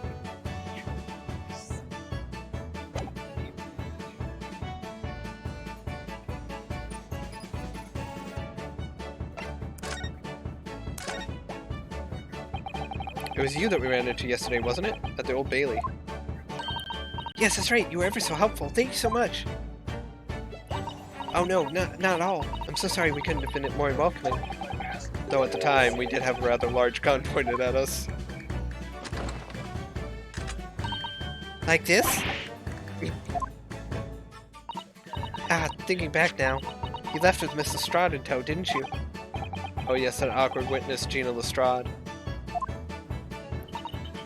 Oh, Ginny? Yes, she's a professional pickpocket. So we found out. It's very naughty of her to pinch my invention like that. Are you referring to that trial-disrupting gun-like contraption? Exactly, so I followed her, you see, to get it back. Perhaps I should think about fitting a self-destruct mechanism in my inventions. This girl is dangerous. Anyway, I brought Ginny back here after that, so she could apologize to my trusty technician. Sorry, your technician? Hurley, of course, silly. Hurley? Yes, Sherlock Holmes. We live here together. I had no idea the great detective had such a interesting young daughter. Daughter? Not likely. What? I wouldn't call him Hurley if he was my father, would I? Well, then, what is your relationship with Mr. Holmes? Well, I expect you found out that lodgings of any kind in London are very expensive. So the solution is to share the cost with a partner, a roommate. Your roommates? I hope you don't mind me asking, Iris, but how old are you? 10 at last this year. Well, what of your mother and father? Oh no, they're not around. Oh, I see. Wonder what the story is there. I wonder what the story is there. Oh yes, there's something I must ask you. Of course, go ahead, Susie. I'm a very great fan of the adventures of Sherlock Holmes, and... Oh, you have a copy of Rand's magazine. Yes, I read every issue. It's delivered all the way to Japan on a ship. Oh, this is so exciting. My stories are being read on the other side of the world. My stories? That's right. Hurley is always solving such amazing cases, you see, and he tells me all about them. They really are quite fascinating. Clearly, no one He lies a lot. He's not very good at his job. It would be such a shame if I was the only one who ever heard them, don't you think? Goodness. Like last night, he was telling me all about a new case he just solved on a steamship traveling from a faraway land. So I was just in the middle of typing up the manuscript for the next issue before you came.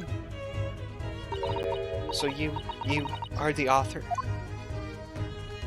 Yes, I'll let you in on a secret if you like. I'm going to call this latest adventure The Speckled Band. The Speckled Band? That's certainly very familiar. Of course, I always change one or two details in the stories, here and there. This time, I had the idea of making a venomous snake be the cause of all the trouble. Oh, that was Mr. Holmes' first thought as well, actually. Yes, and of course I know that a snake might not be a credible fit for the facts of the case exactly, but... it's a story. Some poetic license is justified to make it more thrilling, I think. Don't you? So, do you mean to say... are the stories about Mr. Holmes that are published in Rand's magazine all written by me? Yes, on my wonderful and very modern typewriter. But all the stories I've ever read are written by a doctor of medicine, Dr. John H. Watson. Sato-san's getting more and more worked up. Ah, yes, that's me. I mean, my name really is Watson. But what about the doctor of medicine part? That's all true too. I am a doctor of medicine. No, at 10 years old? At 10 years old? Well, that's quite incredible. But, Dr. Watson is an English gentleman. Ah, yes. I did alter the setting slightly, for the stories to be more compelling. Oh. Well, it sounds a little strange, doesn't it? A great detective with a 10-year-old girl in tow. I suppose it does, yes. Poor Susato-san. She looks like her whole world is just falling apart.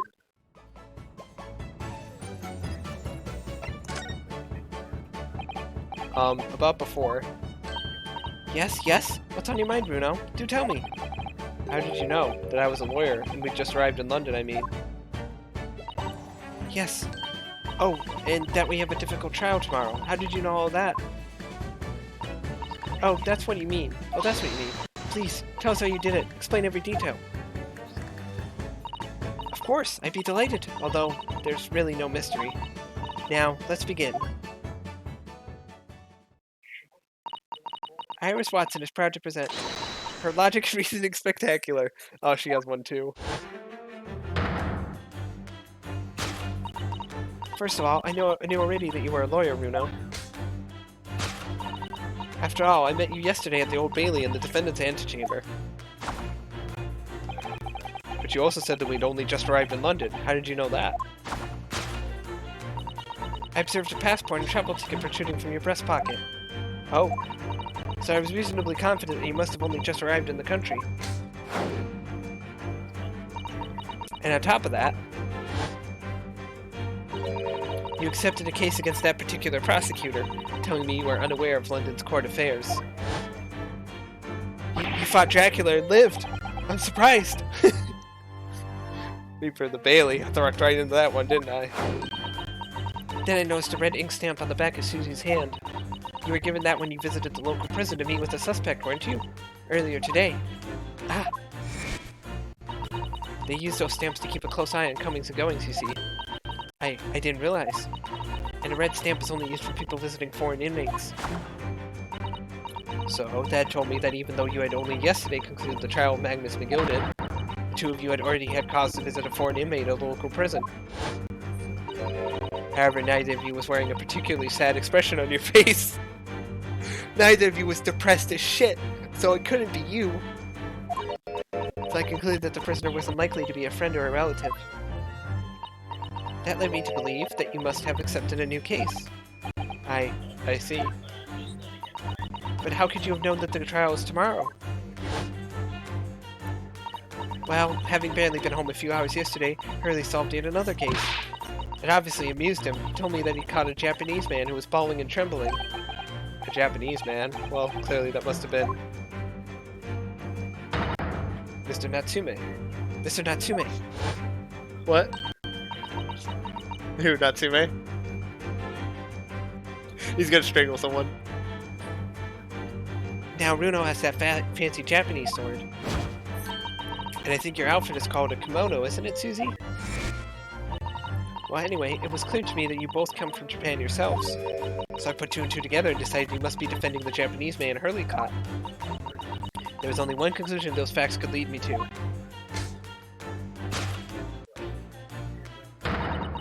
You both came here to ask Hurley about the case. Yeah, she's much better at this than Sherlock. Sherlock is very bad at this. Sherlock has the right points, the right in general. He just has all the specifics wrong. There's a note on the mantelpiece that says the man's trial will be tomorrow. Hurley's always stabbing his notes with a knife, you know. He is silly. It makes a bunch of dents on the wall. I hate it. I have to clean them up. I have to call the contractor. Landlord hates us. And that's all there was to it, really. Thank you for listening. I'm Iris Watson, and that was one of my great deductions.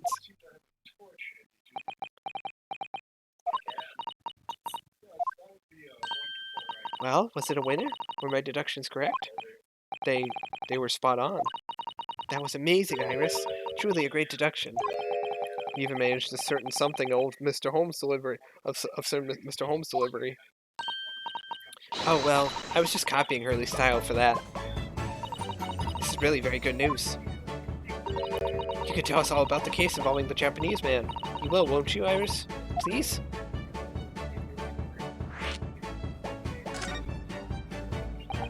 So yesterday, Mr. Holmes apprehended a Japanese man, you were saying?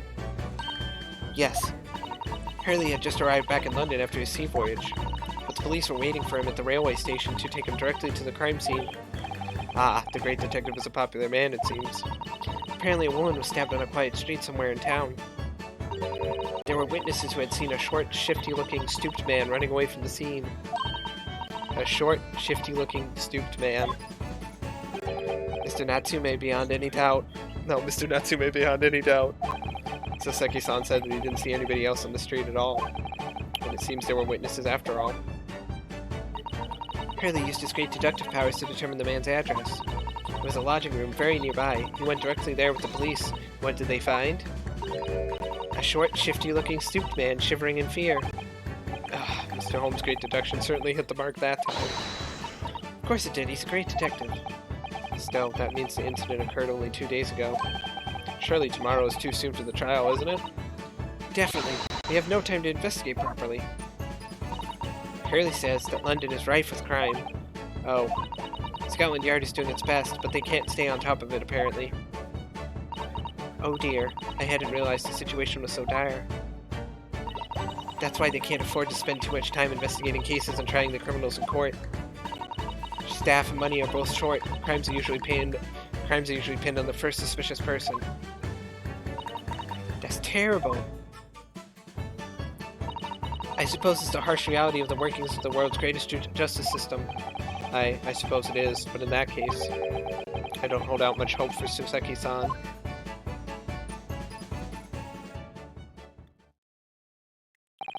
Thank you for answering so many of our questions, Iris. This has been very informative. Oh, you're most welcome. I've had so much fun. Do you happen to know where Mr. Holmes is at the moment? As you guessed, we'd like to ask him some questions about this case as well. Ah, well, I expect Hurley is still investigating the scene.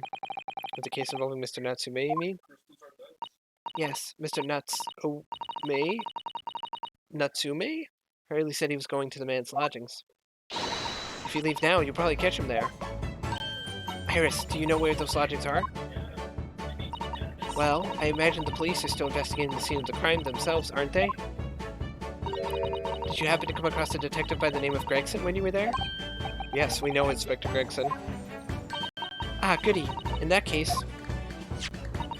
give Gregsy this for me, would you? If you do that, I'm sure he'll tell you what you want to know. What is this? A 5-shilling piece and a postcard, it seems. Iris's postcard has been entered in the court record. It reads, "Tell the gentleman in black whatever he wants to know. I trust that won't be a problem." Gosh, this will make the inspector help us, will it? Oh, thank you, Iris. We'll give it a try.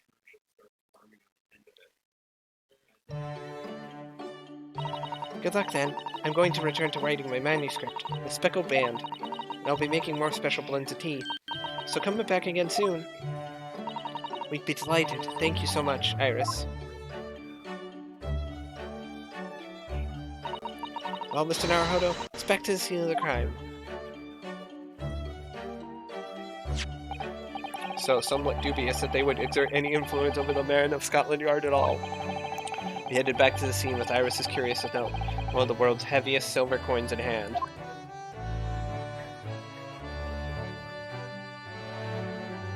To be continued in part 2 of the investigation. For the one person that's actually watching.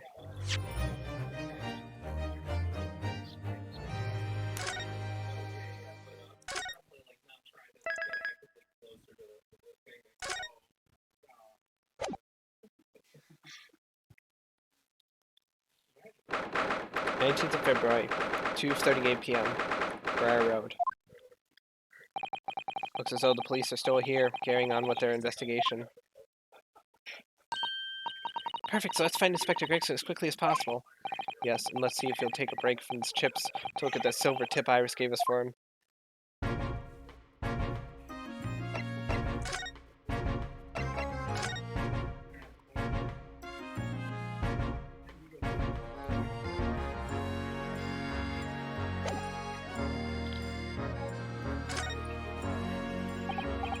Inspector Gregson, do you have a moment?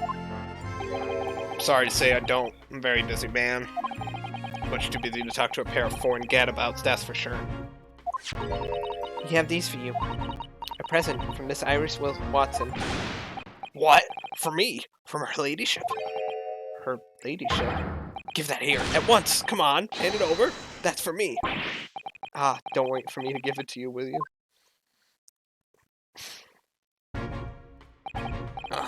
What was that coin exactly? It's a silver crown, obviously. It's a lot more than that. It's, well, it's an appearance fee, that's what it is. An appearance fee? Oh, I see. You mean... That's right. Right, for the adventures of Sherlock Holmes. Her ladyship always offers me a little financial reward for featuring me. Every time. Yes, of course. I know all about your exploits, Inspector. I read them avidly. Of course, her using my name without my say-so does make me the butt of a lot of unpleasant jokes, but still. I'm sorry, Inspector. That must be difficult for you. Never you mind that. So, what do you want to know then, eh? Sorry? Tell the gentleman in black whatever he wants to know. Trust that won't be a problem, it says. Well, obviously, it's not a problem. Go on, fire away. What do you want to know? Well, if you wouldn't mind, Inspector, we'd very much like to know the address of Mr. Natsume's lodgings. Ah, an old knife-wielding mustache Japanese fellow. He lives in a right old hovel. It's just over there. Look. On the first floor of that house on the corner where that wreck of a bicycle's propped up. That is nearby indeed. If I remember rightly, the landlord is a Mr. John Garadeb. Right, well, if you see her again, make sure you give her ladyship my regards, you hear? I mean it, you tell her that Gregson sends his very best wishes. So don't worry, Inspector, we will. Goodbye for now, then. Long live her ladyship. Bye, Gregson. Don't get to hear your awesome song anymore. Well, at least he told us what he wanted to know before he left. Yes, so then, shall we go and see what we can find Mr. Natsume's lodgings? Definitely.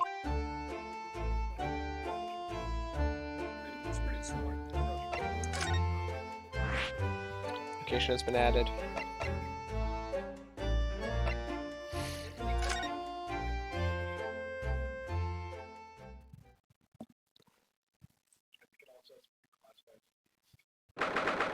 "19th of February. Mr. Natsume's lodgings." Sorry, I hit my mic. May I help you? Yes. Would this be the residence of Mr. John Garadeb? Indeed it would, sir. And who may I say is calling? My name is Ryunosuke Naruhodo. Mr. Naruhodo is representing Mr. Soseki Natsume. I believe he takes lodgings here. We would very much like to ask him some questions about our client.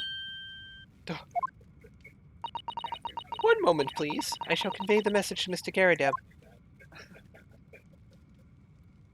Did you see that, Mr. Sato?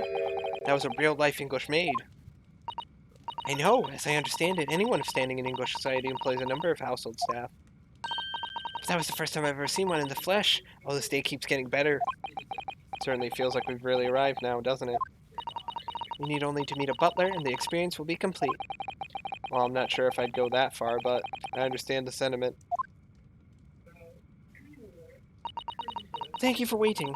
Mr. Garadeb will see you now. This way.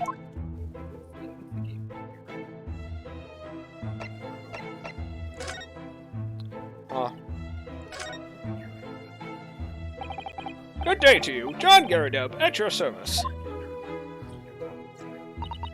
Pleased to meet you, sir. This is Ryunosuke Naruhodo. He's a defense lawyer. Do excuse me for not getting up. Took a shot to the knee a few years back in the Battle of Maiwan, don't you know? Earned a medal for my pains, but had to withdraw from service. Handed over the reins to the up-and-comings. So he's a retired soldier. It's a hell of a job getting up and down stairs now, I can tell you. Don't get out much, as you can imagine. Yes, it's quite a climb up here to the second floor, isn't it? I was panting at the top of the stairs. You really must take more exercise, Mr. Naruhodo. You're pathetic. One flight of stairs and you're already panting? Pathetic. I can climb 10 without batting an eye. I don't need your fucking sass, okay? Do you think so? Fuck you. Mr. Garadeb, no doubt you were very courageous to earn yourself a medal. Oh, which was nothing. The medal's just a folderol, really. Wouldn't like to offend the general, though. So I grudgingly displayed it on the wall. Why don't you fetch it down, Joan? Let these good people see it properly. Joan, fetch it. Ah! Dash it all, woman, be careful! Oh, dearie me, I do beg your pardon, sir. You jolly nearly took the skin off my hands. I shall be more careful, sir. Anyway, there you have it. Living the quiet life now. Yes, I see. Now then, I hear you want to know about the chap lodging downstairs, is that right? Yes, we would be very grateful if you could answer some questions for us. Only too pleased, naturally, especially if it helps to keep the peace here in Blighty. We forged an alliance with the Empire of Japan recently, as I'm sure you're aware. So this case is very much in the public eye, as it were. Oh, is it? Even had some famous detective poking around, you know, in this old house, would you believe? Yes, Mr. Sherlock Holmes. Could have been. Didn't catch the chap's name. Not really my cup of tea, all that detective business. Oh, but you have a copy of France Magazine here, so... Eh? No. Anyway, the chap's investigating the foreigner's room as we speak. So he's in Soseki-san's room. It's a bally nuisance is what it is. The whole neighborhood's twitching its curtains now. Don't like all this fuss. It's jolly unsettling.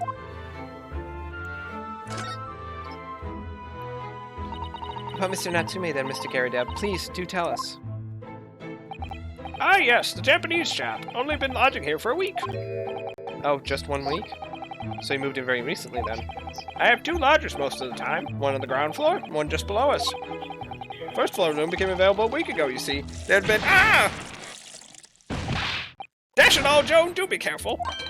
Oh, my goodness, I'm terribly sorry, sir. If you want to know my opinion, I thought he was a shady sort from the moment I set eyes on him. Oh? Why? He seemed to have a most nervous disposition, always shaking and looking over his shoulder. The man had shady written across his sweat-soaked brow, if you ask me. I said to myself, Joan, that man is trouble. Sooner or later he's going to do something untoward. And I'm rarely wrong about anything. We won't be calling this maid as a witness, that's for sure. Was there anything else that struck you as suspicious about the man at all? Yes, oh yes, indeed there was. And she's dying to tell us. Shady lodger. Had you noticed anything else at all about your lodger, Mr. Natsume? Oh my word, yes, the man was shadier than an orchard. Could you elaborate? Well, take the man's room. Absolutely stuffed full of books it is, more than anyone could ever read. And he never so much as passes the time of day with another living soul. I haven't seen a single visitor call. He just trots off to that old bookshop every single day and comes back at 5 to light the gas fire. And the funny little man is up long past the time everyone else in the house has gone to bed too. Oh, I see. The gentleman on the ground floor goes to bed at around 9 each night. But I've never known that Japanese fella to retire any earlier than 2 in the morning. Ah. Could you clarify something, I wonder? What, pray? How do you know so much about Mr. Natsume's routine? Oh! I'd understood that neither of the lodgers live on this floor of the house. Is that correct? That's right, yes. They're both below us, on the first floor and street level. Then how is it that you know so much about the lives of your lodgers? The precise times that they come back in the evening, for example. Even the times they go to bed.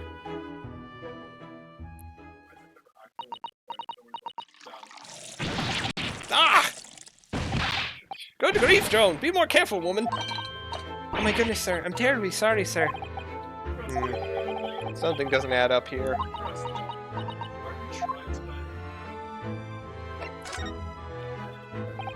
It seems that the incident took place around 5 in the evening. Did you happen to look out of the window at around that time? The window? Yes, we noticed that the window over there looks out over Briar Road. The incident took place on the pavement just on the far side of the street. Was there anyone suspicious loitering nearby? 5 o'clock is dinner time in the Garadeb household. So I'm afraid I don't remember seeing anything. How about you, Joan? No, sir. It would have been dusk outside already at that hour. And with the fog as well, I should think it would have been quite impossible to see the other side of the road. Oh, I see. Did you notice anything else out of the ordinary then? Such as? Anything at all, even if it seems unrelated. Well... Yes? Was there something then? Well, it's nothing particularly significant, but around that sort of time in here, there... Ah! For the love of God, Joan, watch what you're doing! Oh dear me, what have I done? I'm awfully sorry, sir. Do be more careful! Do be more careful, woman! Of course, sir. If I may, Mr. Narrow Hollow. Oh, yes? I have an exceedingly good memory, and as far as I remember, nothing of any significance took place here at that hour. Nothing at all. Oh, really? Mr. Garadeb? The way you were talking before, it sounded rather like there might have been. Oh, well, as I was saying, it was just a trifling matter, really.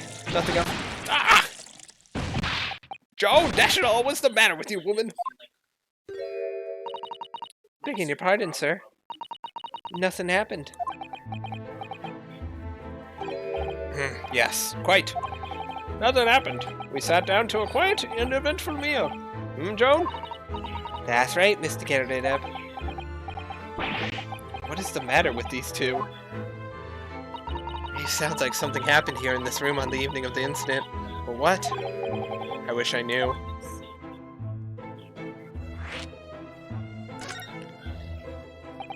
Could you tell us which floor Mr. Natsume was on?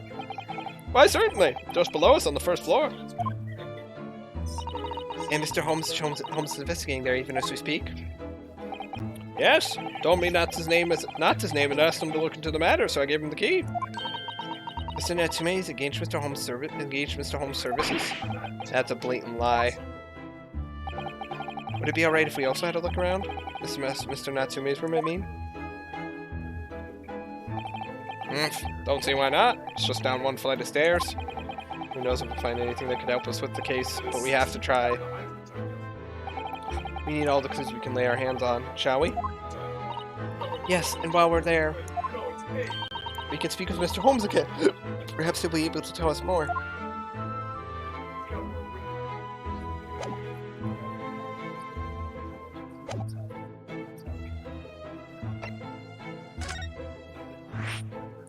information has been added.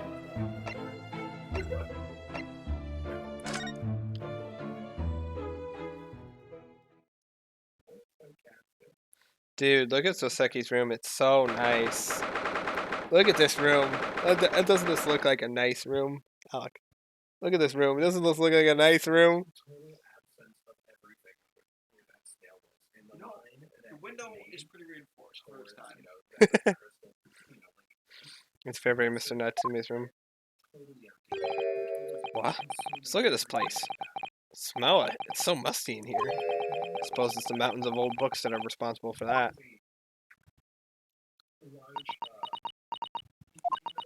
I don't think I've ever seen so many books in all my life. No, me neither. It's so dark in here, too. Is that the window over there? Well, it was the window, I think, yes. Once upon a time. For some reason, it's been closed up with bricks and mortar. So this is where Mr. Natsume lives. By the way, I haven't spotted Mr. Holmes anywhere, have you? No, that's true. But according to what Mr. Garadeb told us, the great detective should be around here somewhere investigating.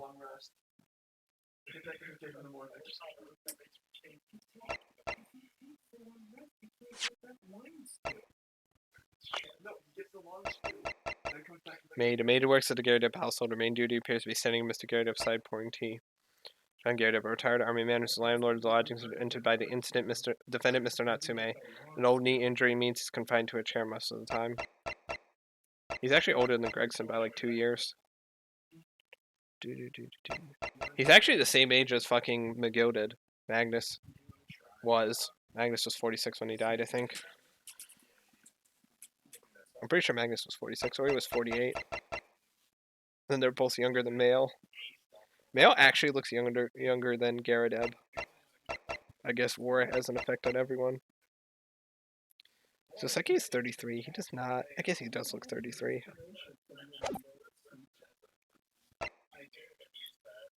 Let's find the Sherlock Holmes.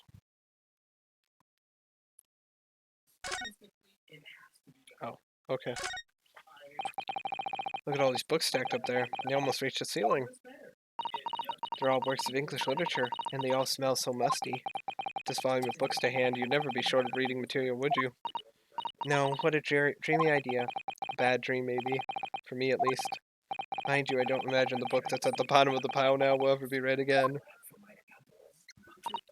Ah, so reading it is an experience that comes once in a lifetime, just as the tea ceremony teaches us.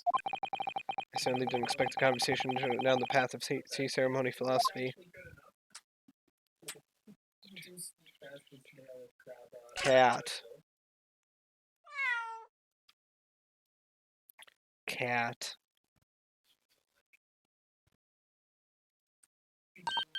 Oh my, what an adorable little cat! Perhaps he's looking after all the books while his master is away. I don't know about that. He disappeared into that pile of books as quick as a flash. It was a tricolor Mickey, wasn't it? Do they even have that sort of cat here in Great Britain? Perhaps Mr. Natsume brought the little creature with him from Japan. That's made me feel homesick now. Already? We've only been in the country for 2 days.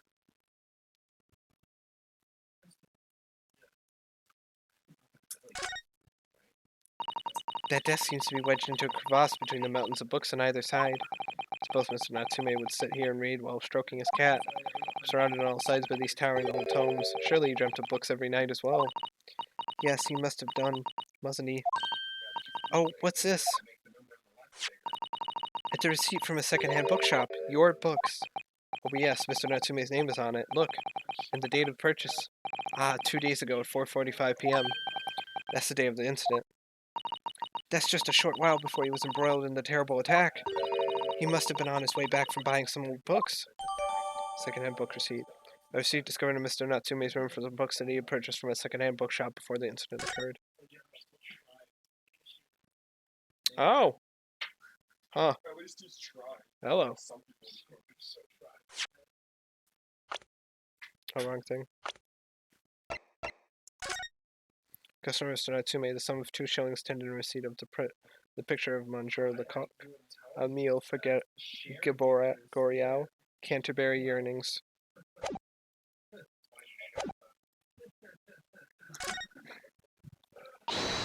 Ah, look who's here.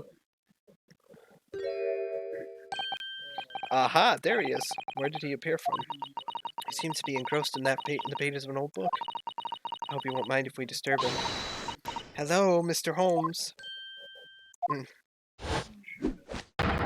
Ah, you two, good day. Now, let me see. Where was it that we met? Oh, Mr. Holmes, we were together on the SS Beria. Yes, of course, the Beria. And let me see. What happened on that voyage? It was Kazuma Asogi. He died, tragically. You were a great help to us. Ah, yes, but of course, the case of Mr. Asogi. Which was the one with the snake, wasn't it? Oh, well, you seem to remember something of it, at least. What an honor to be remembered vaguely by the great Sherlock Holmes. To be remembered super vaguely. Not genuinely, just vaguely. This is Mr. Oh, no, my dear madam, hold your tongue. I pride myself in my superior powers of recollection. Your names are safely recorded in my brain attic. Miss Naruhodo? And Mr. Susato. Try the other way around, Mr. Holmes. I lose the first round. I found it. It's the fourth word. In truth, I had hoped to invite you both to my Baker Street suite the day we arrived in London. But some Scotland Yarders ambushed me at the railway station and whisked me away to a crime scene. It was an entirely trivial case, of course. I solved the matter in no more than 30 minutes. I apprehended Soseki-san in that short amount of time. I'm afraid the pursuance of a new case has dulled my recollection of my past involvements a little. A little? It is a mistake to think that one's brain attic has elastic walls that can extend to any extent. I do my best to forget useless facts, lest they should elbow out the useful ones. Yes, those are my own words of inimitable wisdom, you know, from an adventure entitled A Study in Scarlet. Please, there's no need to quote yourself. I don't always remember my pearls of wisdom, but unfortunately my associate pens them beautifully. He means Iris, I suppose. Mr. Holmes, we have some extremely important questions to ask you about the trivial case you just mentioned. Goodness, what an earnest expression! My dear madame, I should be only too pleased. In this murky room is an apt place to discuss the murky case. Look at the bottom. It says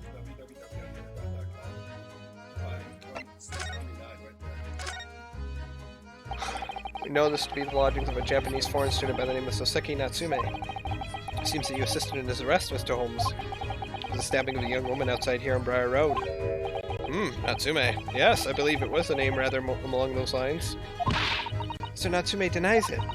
Was it really justifiable to arrest him on so little? I'm sorry, Miss Susato, but I have not the slightest idea what you mean. Huh? I can't believe he was looking Susato-san squarely in the eye while feigning ignorance. I assure you, I'm not merely feigning ignorance. It would appear as if the pair of you are under some misapprehension. Oh, how? I assure you I have no recollection of accusing your stooped compatriot of the crime. That doesn't make sense. The good detectives of Scotland Yard made the following request to me, and I quote verbatim. We need you to ascertain the identity and whereabouts of a man seen fleeing the crime scene. Ah, a man seen fleeing. There were a number of books scattered on the pavement at the scene. From the book plates, I was quickly able to determine the bookshop from which they had been purchased. On speaking with the proprietor, I was immediately led to this address. Elementary, wouldn't you say? I believe that there's a receipt around here somewhere from the establishment in question. So you don't think Mr. Natsume is the culprit, then? That I could not tell you. But it was aggravating my faculties, hence why I returned here. However, this place is such a trove of fascinating books, I found myself quite lost in bibliophily. Do not be deceived into believing that I am a man of leisure. No, no, no. Oh dear. Garadeb, the landlord. Ah, tell me. Have you encountered the landlord of these lodgings? Yes, Mr. Garadeb, a retired military man. It was the first time I've ever met a soldier from the great British institution that is the services. It was the first time I've ever met a maid from the great British institution that is service. Great British institution that is service. Haha! I didn't think it was that funny. I do apologize. As you may well be aware, many households in London employ a maid. Yes, I read as much of my Great British Britain primer.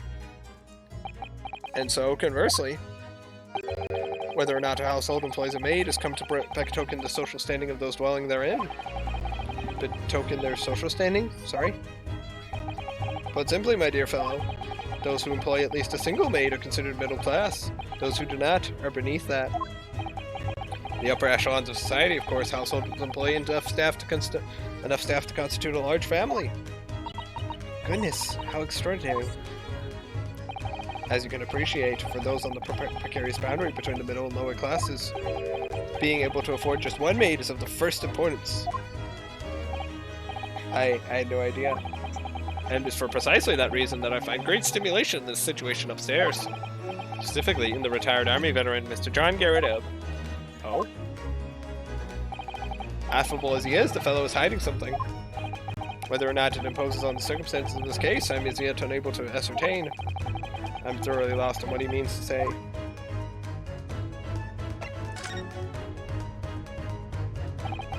This room is thoroughly suffocating for the soul, my dear fellow. I assure you, any man whose lot is to dwell in a place like such as this will stab somebody sooner or later.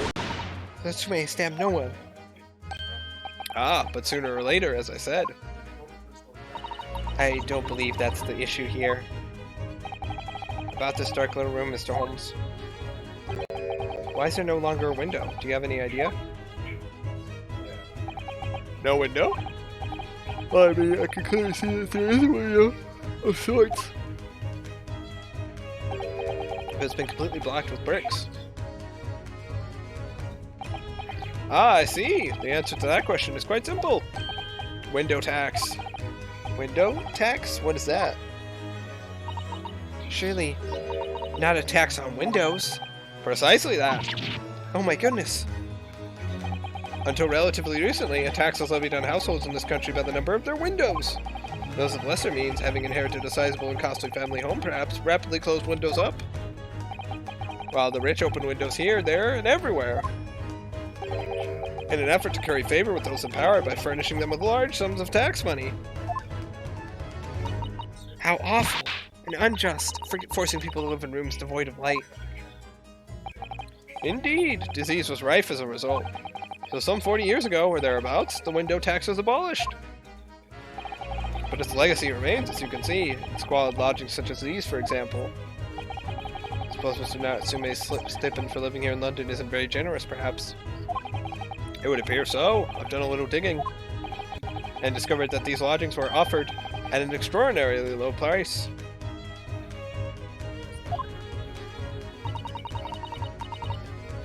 Because the room is so awful, I should think. Apparently, Mr. Natsume only moved in here. Apparently, Mr. Natsume only moved in here about 1 week ago. Yes, that's correct. However, I don't believe the low rent is explained by the shabby nature of the accommodation. Oh?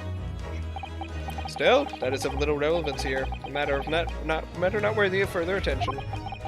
Hey, sure. Curious now.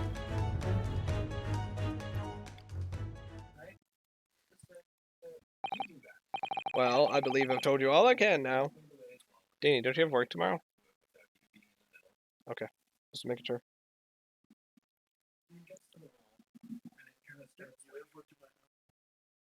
No, I actually don't.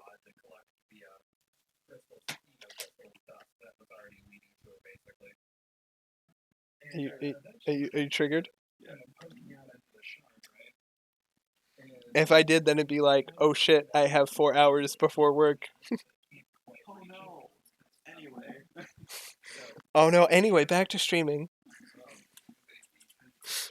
Amazon's just calling me. I don't care. I am solving a crime.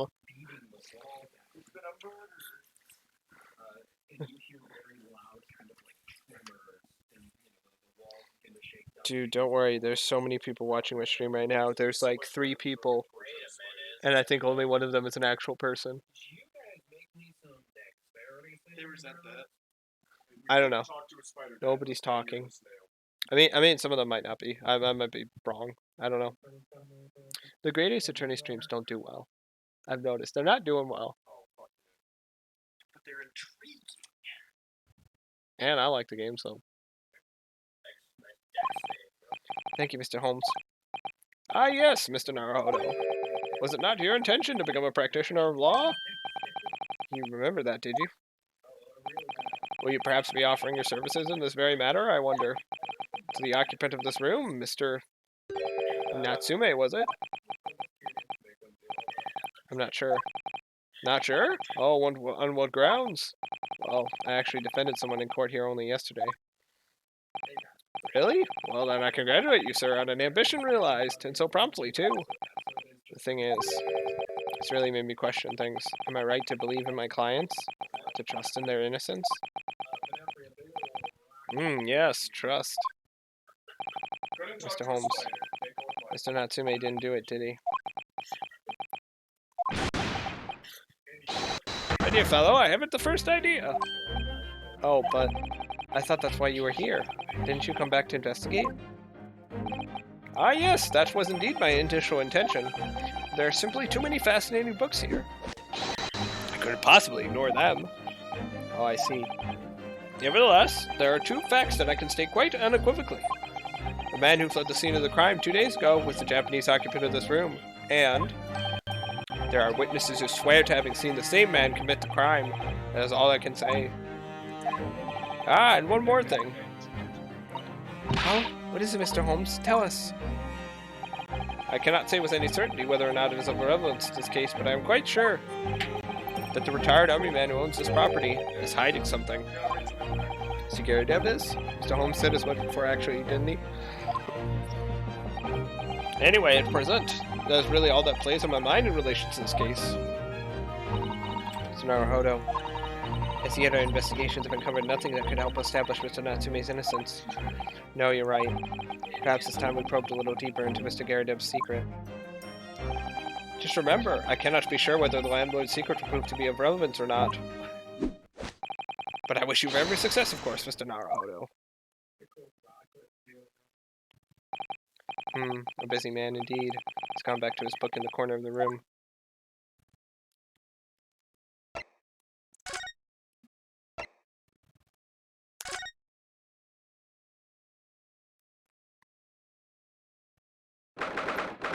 Into the February.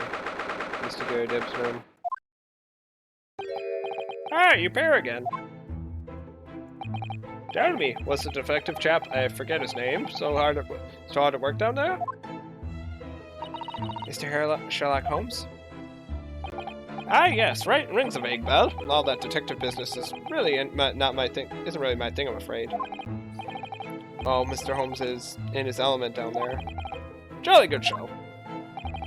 Another cup of tea, if you please, Joan. Now then, why don't you tell me what... Ah! For the upteenth time, woman, will you watch what you're bally well doing? I shall be serving dinner shortly, sir.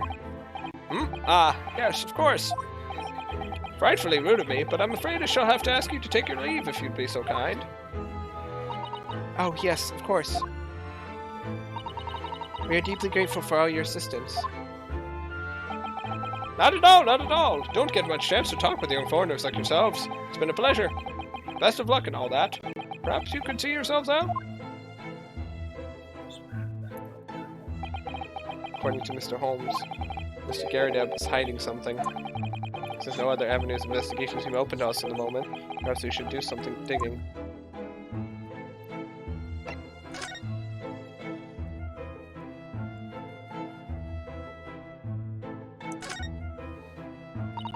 With that enormous screen, it must have been put there deliberately, surely. Yes, it certainly seems like someone's trying to hide something from view. Could it be behind it, I wonder? I'm going to have a very quick look. Just a little peek. Ahem, ahem! Maybe let's not, Mr. Sato. I think the maid is going to head us off with a cup of tea. Cough, cough.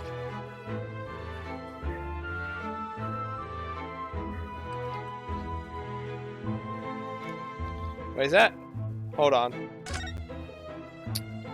Oh! Hi, Sherlock. You gonna jump out the window? Sherlock is ending it all. Sherlock has seen what his legacy is, and he's jumping out the window. Ah, what's he doing over there? Mr. Holmes. Aha, we meet again, my dear fellows. Good gracious, when did you sneak in here? Sherlock Holmes, sir, at your service. Whatever are you doing over by the window?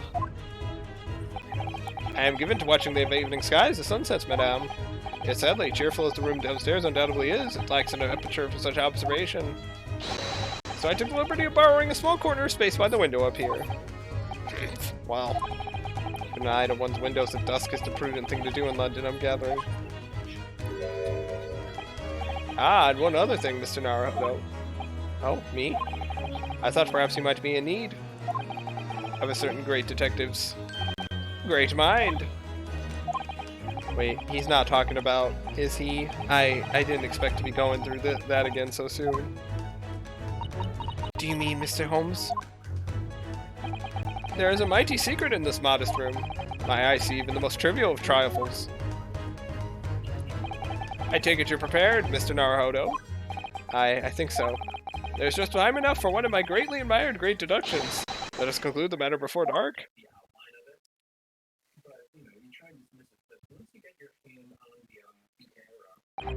Mr. Garadeb, though it would seem you are a military man of considerably distinguished service. Your standing as a landlord is most certainly not what one might call first-rate. I'm afraid, sir, that it is all too clear to me. There are two conclusions I have been able to draw by careful observations of your living arrangements. I beg your pardon? The first is that even as we speak, you are concealing the presence of a ferocious beast in your care. Damn! And second is that as a result of the beast's violent rampage, you have lost something very dear to you. Mr. Naruto, look! The old man's broken out in a cold sweat. Unbelievably, it seems Mr. Holmes' conclusions are both spot on. How could you possibly? How could I possibly know? You mean to inquire? The answer couldn't be simpler, sir. For in the dense jungle of logic and reasoning, I am the king of beasts. And I know only too well that wild beasts are not easily tamed. So, shall we begin? Once again, Sherlock Holmes is proud to present Logic and Reasoning Spectacular. A great deduction. Game is afoot. Topic 1. Nature of the beast. It certainly shouldn't take a great detective to see that a fearsome beast has been on the rampage of late within these four walls. Thus we are faced with the question, what form might this beast take? Ah, for a man with a military breeding, your eyes are commonly candid. Aye. Your furtive glance, Mr. Garadeb, leads us directly to the answer. The true nature of the beast that has run rampant here is revealed by that lion statue. Yes, although an army man, you appear unimposing at best. The fact that has fueled your admiration for the mighty lion, the king of beasts. What is this piffle, I ask you?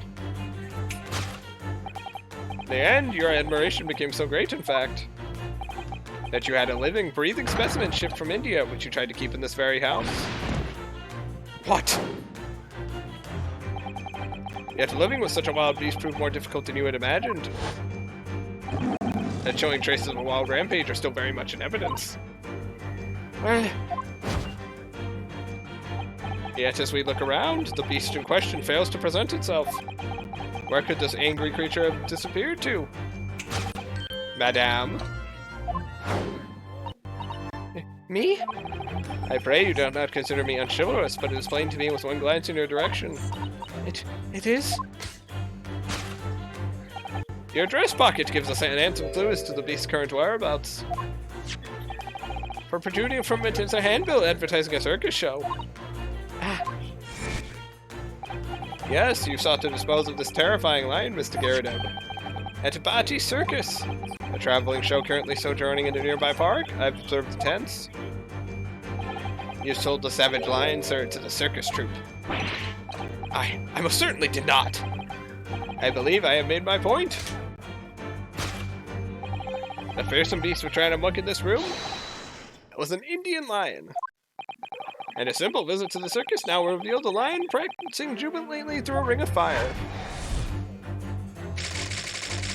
Rampaging as Asiatic lion. Topic 2. Aftermath. Now, Mr. Garadeb. It is painfully clear that you still have deep feelings for this formidable beast. Indeed, in that blithe pose, the distress this loss has caused you is veritably tangible. Your head weighs heavy on your shoulders. The pain you feel being revealed by that supporting arm. Mid fits of tears, you let your beloved beast go. The strain of losing something so dear to you is clearly visible in your visage. Nonsense, man! I simply... But what, we must now ask ourselves, is the true cause of this pain?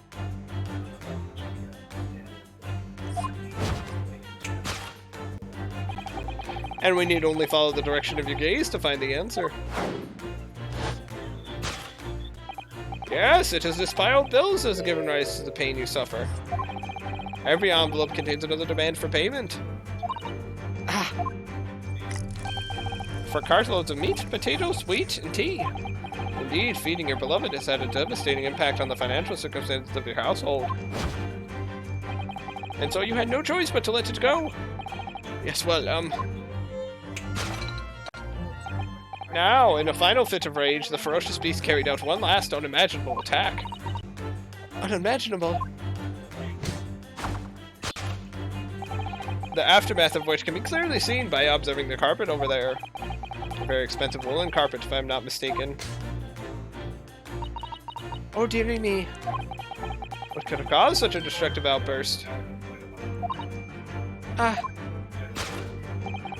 This time, madame, I'm afraid it's you who has inadvertently revealed the truth to me. Your wandering eye has settled upon the answer very neatly indeed. Yes, to explain the dire state of the carpet, we need only look at the Tower of Cakes. There is no creature more dangerous on this earth than a beast with an unsatiated appetite. Was it or was it not once said by a certain noblewoman, if they have no bread, let them eat cake? Food is at the heart of all tragedy, in fact. Whatever do you mean? Having tired of the taste of cake, the beast began to stalk its next prey. I'm sure I need not spell out the nature of this final act of destruction carried out by the beast. There's only one logical conclusion. Worked into a frenzy by hunger, the lion attacked and ate the carpet. The teeth marks in the carpet are a perfect match with those of a lion I once saw in India.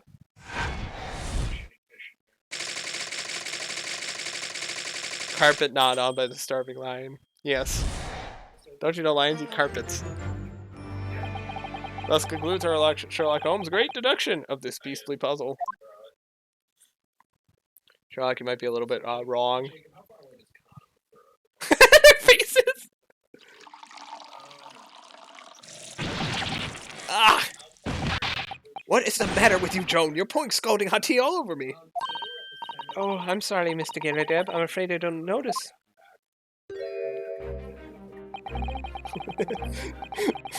Their faces were priceless. They were like, he's so wrong.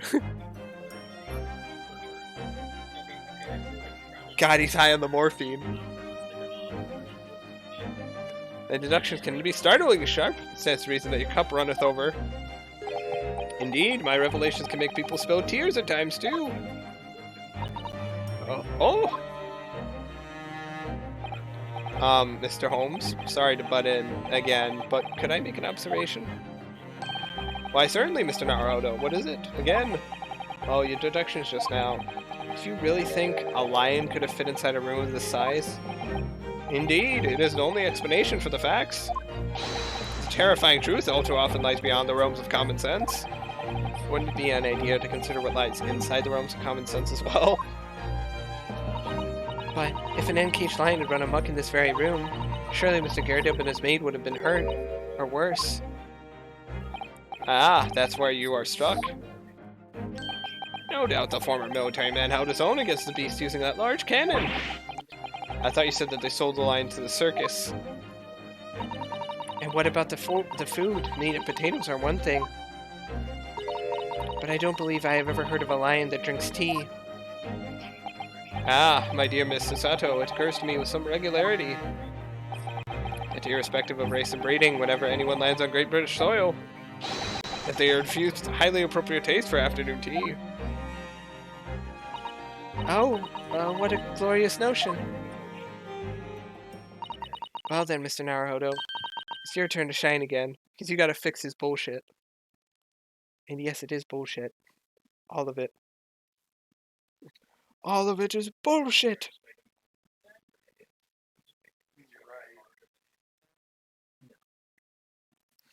I mean, you're right. I'll be right back. I'm gonna drink some water.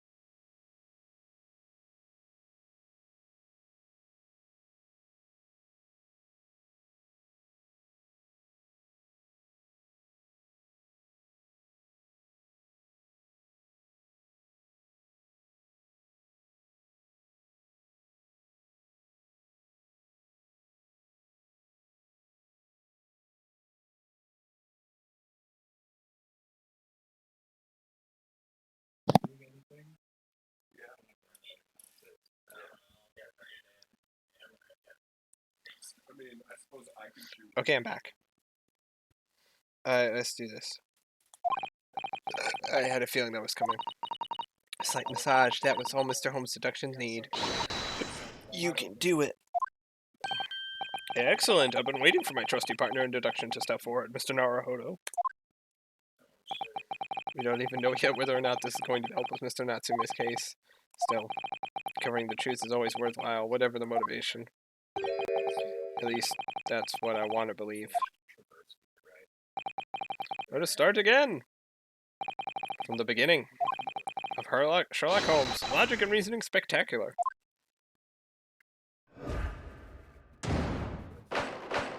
Course correction. Hold it, Mr. Holmes. Nature of the beast.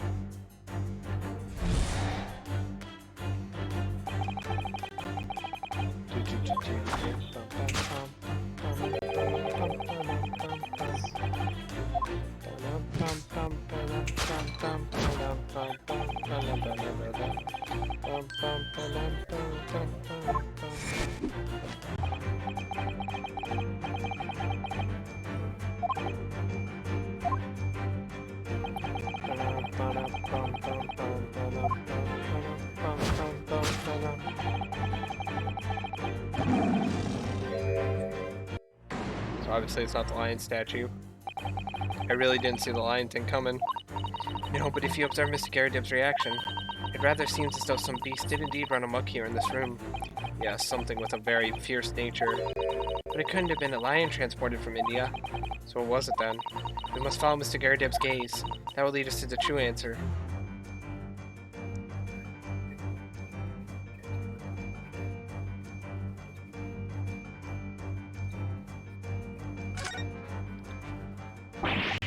These are shells for the cannon, are they? What a strange place to keep them. I imagine they have some significance to Mr. Garadeb from his time in the army. Of course. He mentioned a battle to us before, didn't he? You remember?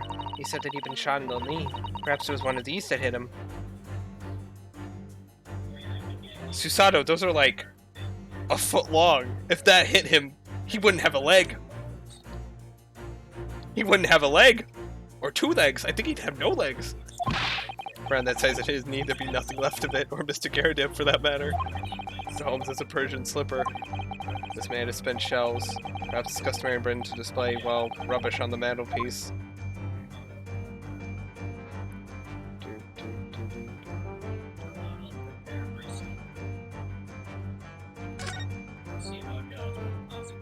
Well, this is the lion statue that Mr. Holmes picked out. Yes, I wonder. Perhaps if he did well live with a lion, it would prove to be a rather sweet companion. I think that's like a mouse trying to tell its family that the cat around the house is sweet. I suppose it is a bit of a flight of fancy, isn't it? Anyway, the beast we're looking for is something else. Have a good look around.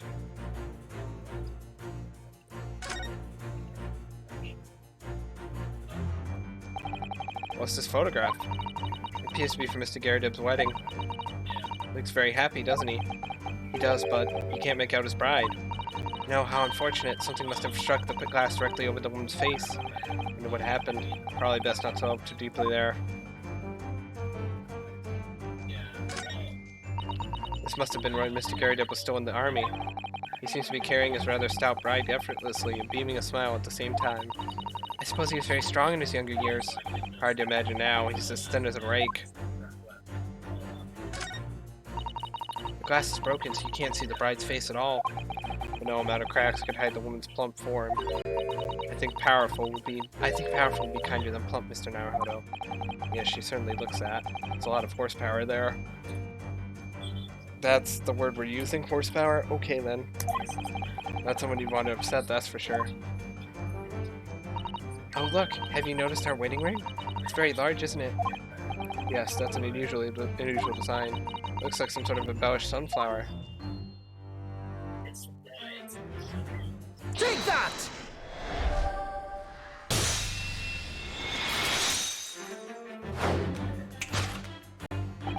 The true nature of the beast that has run rampant here is revealed by that newlywed bride.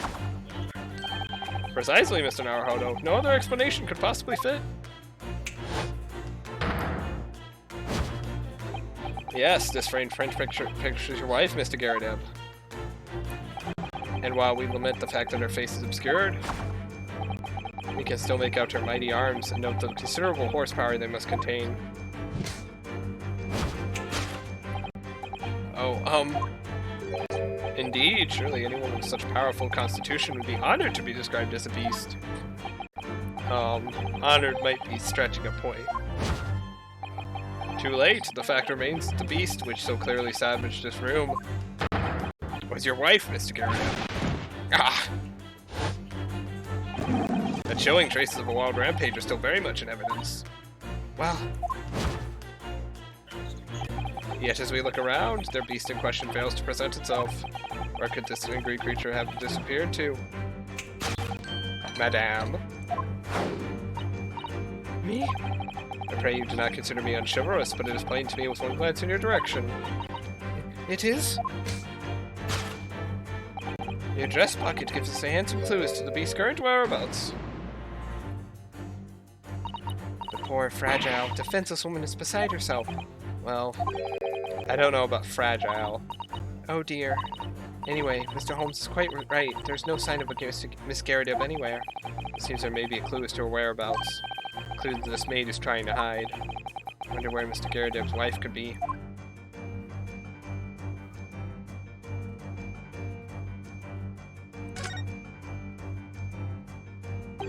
Too tightly shut eyes to avoid even the chance of a giveaway glance. Pursed lips for any secrets from slipping out. Rounded cheeks to deflect any abuse that might be hurled her way. Yes, this is an unnervingly powerful woman, Miss Usato. It's your turn of phrase that's unnerving, Mr. Naruhodo.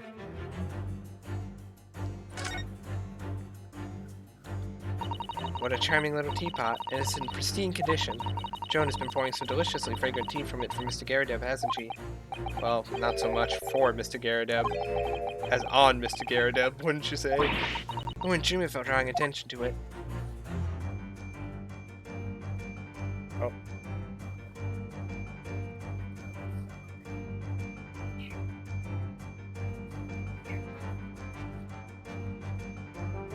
Oh, well. Oh, it's lagging a bit.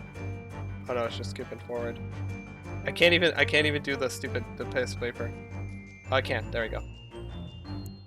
It's really weird. It's finicky. That certainly does appear to be a circus handbill poking out from her pocket. Batty's Circus, currently performing shows in a park not far from here. You don't think?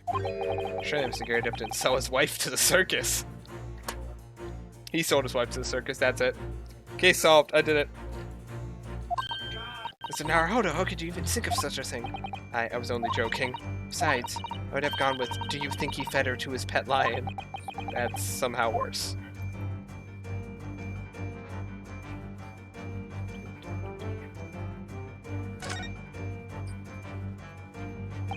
She's wearing a very large ring, look. Oh yes, a sunflower design with some rather nice embellishments. And it's on the ring finger of her left hand, which means... surely a wedding ring. Looks like it's on there for life, too. I can't imagine it would slide off a finger of that size. Are you calling her fat? I think he's calling her fat. That's something to think, Mr. Naruhodo, not to say.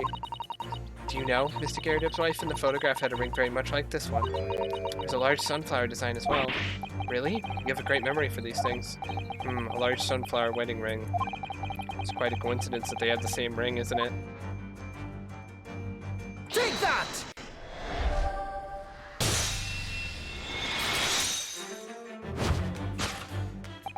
Your wedding ring gives us a handsome clue as to his current whereabouts. Ah! His poses.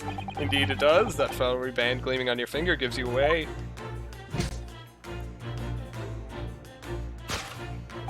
For it is identical to the one shown on the hand of Mr. Garadeb's bride in this photographic print. In other words, you are no ordinary household maid. No. For you are Mr. Garadeb's lucky bride. You are Miss Garadeb herself. Oh my word!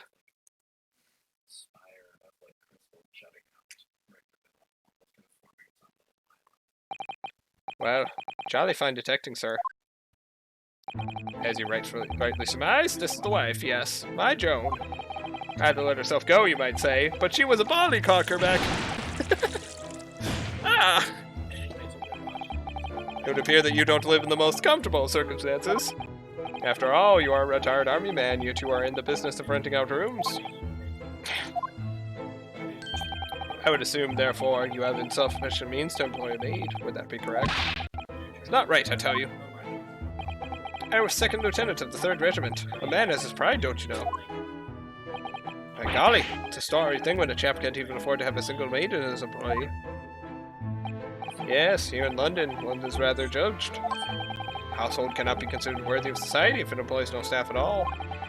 Now, in my considerate opinion, such concerns about appearances are a folly.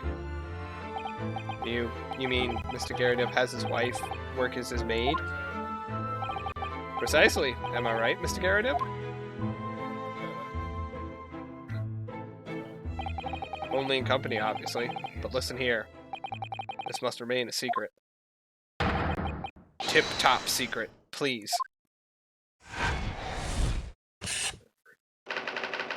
The raging wife of Mr. Garadeb. Solved.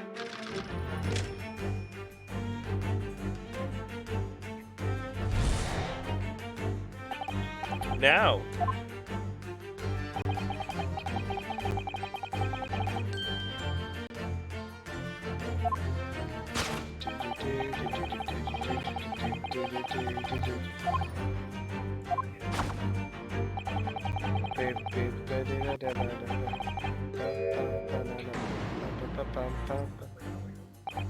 Mr. Holmes is quite something. He's still calling Mr. Garadeb's wife a beast.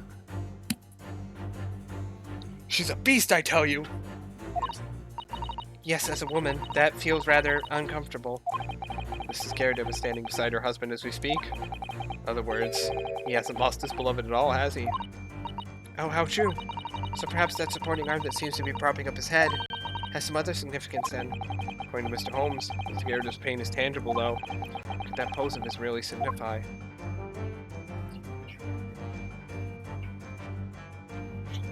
His pipe. That's a very large pipe, isn't it? Yes, anyone who has something that size hanging out of his or her mouth on a regular basis is sure to have a serious chin like Mr. Garadeb's. What's that white binding around it all about?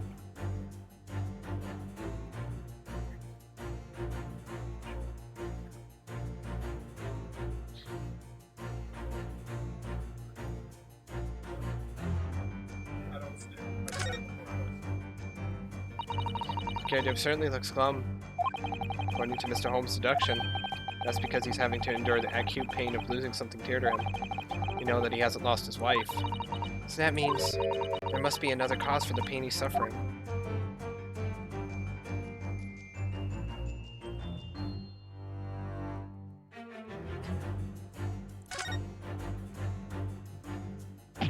Oh my, look at that bright red mark. Gosh, that's quite something. And clearly made by somebody's hand. Yes, Mr. Garadeb has been slapped on the face, it seems. Hard. It seems such a clearly defined mark. Never could have done such a thing. Well, there's a very limited number of candidates, I'd say. Take that!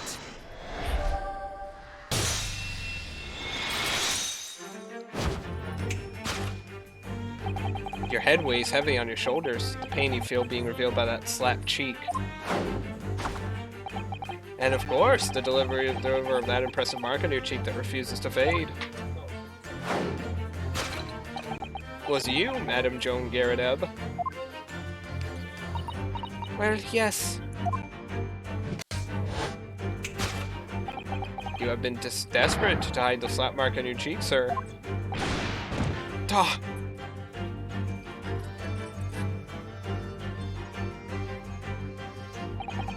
How the blazes? How do you work that out, man? Nothing escapes the notice of one trained in the art of observation, my dear fellow. That's why you haven't looked directly at us even once. To keep your other side from view. Well, Now, let us proceed to the next conundrum. Why were you subjected to such a violent slap? In other words, we must ask ourselves what caused Madame Garadeb to fly into a rage. And we need only follow the direction of your gaze to find the answer. Yes, it is this pile of bills that has given rise to the pain you're suffering. Didn't Mr. Holmes say that the bills were all for lion fodder? Yes, but now we've established that the lion never existed. Which can only mean that the thing responsible for gobbling up all that food was Mr. Garadeb's wife. Mr. Naruhodo, she's a person, not a thing. Yes, well, she's also a person who gave her husband a mighty slap around the face. One so hard that it left a perfect hand mark, in fact. Yes, why would a woman want to hit her husband with such force, I wonder? I'd love to know the answer to that question.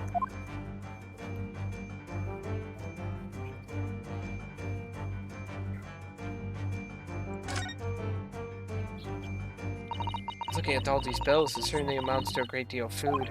Eating potatoes by the cartload, wasn't it? Well, looking at the two of them, you can tell immediately who eats the lion's share in the Hess household. Well, at least we're no longer talking about an actual lion anymore.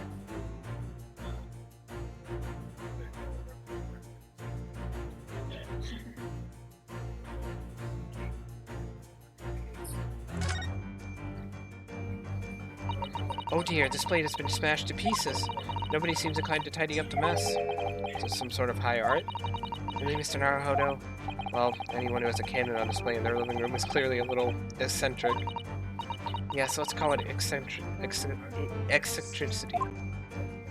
Eccentricity.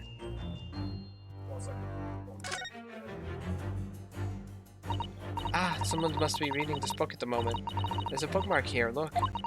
Mr. Garadeb is clearly an avid reader. Oh, wait a minute. I don't think this is a bookmark. Oh no, so it isn't. It's a note written in a woman's hand. Oh, James, I love you. Yours, Mary. And look next to the signature here. Lip marks made with lipstick. Oh, what a passionate and romantic gesture. Don't get any ideas, Susato-san. Oh dear, I'm sorry. So this bookmark is actually a love note then.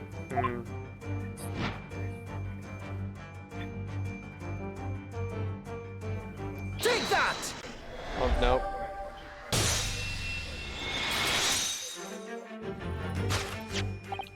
Yes, it is this love note that has given rise to the pain you suffer. Oh, James, I love you. Yours, Mary. Passionate indeed. Perhaps the sender of this note, Miss Mary, is to fly in the ointment here? Ah! But I don't know the Polly woman. You don't know her? That note wasn't written to me. It was just in the book. I don't know how it got there. It was just in there, you say? That's right, that's what I've been saying. Ah! Likely story. Now listen here, Joan, old thing. I explained at the time. I bought the book at that second-hand place, and the monk must have ordered you bidding that. So, the previous owner of the book was using the note as a bookmark, you mean? That's right, that's what I've been saying. Ah! A likely story. For heaven's sake, woman, look at the name. It's right, no, it's James. My name, in case you'd forgotten, is John. Ah! A likely story. Are you questioning my name now? And there we have it. Arouse the suspicions of the female heart, and you unleash a beast with the most ferocious bite.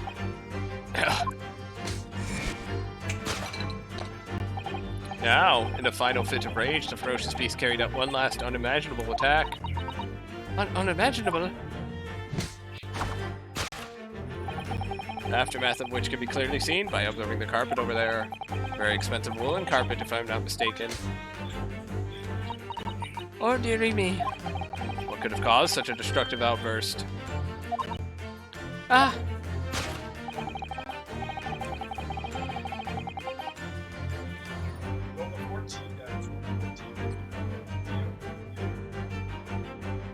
This time, madam, I'm afraid it's you who's inadvertently revealed the truth to me.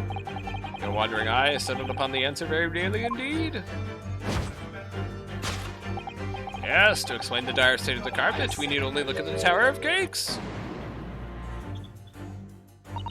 But surely Mr. Garadeb didn't eat the carpet? No, of course not. But there doesn't seem to be any doubt that the state of disarray that this room is in is a result of her wild temper. No, that's true. So, this is the last part of Mr. Holmes' seduction that we need to fix. We need only to follow Miss Garadeb's gaze, and that will tell us the real answer. Alright, let's see what we can see. Yes.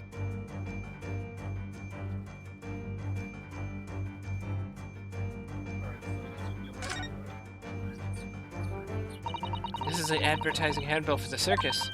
Batty's Circus. It's in a nearby park. Isn't this the same as the one we saw earlier? The one that was folded up in Miss Garadeb's pocket? Perhaps they're very great circus lovers? It couldn't be that the Hungry Lion is somehow involved again here, could it? Oh dear, I do hope not.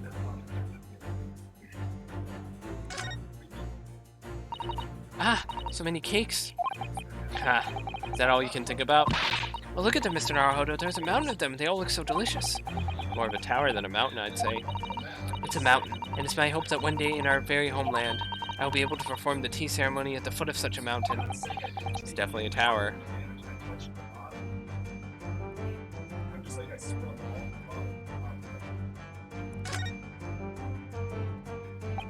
The carpet here has been ripped to shreds.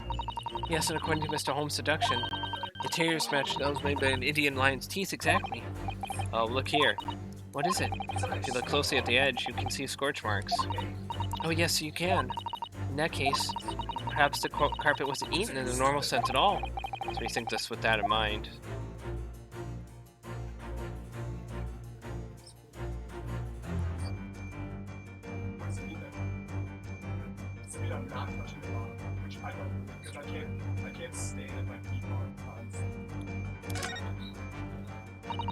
This looks like a very old candlestick, doesn't it? The base looks too small. Surely it's very unstable. Looks to me like even the slightest knock would make it topple over. Oh dear, that would be dangerous.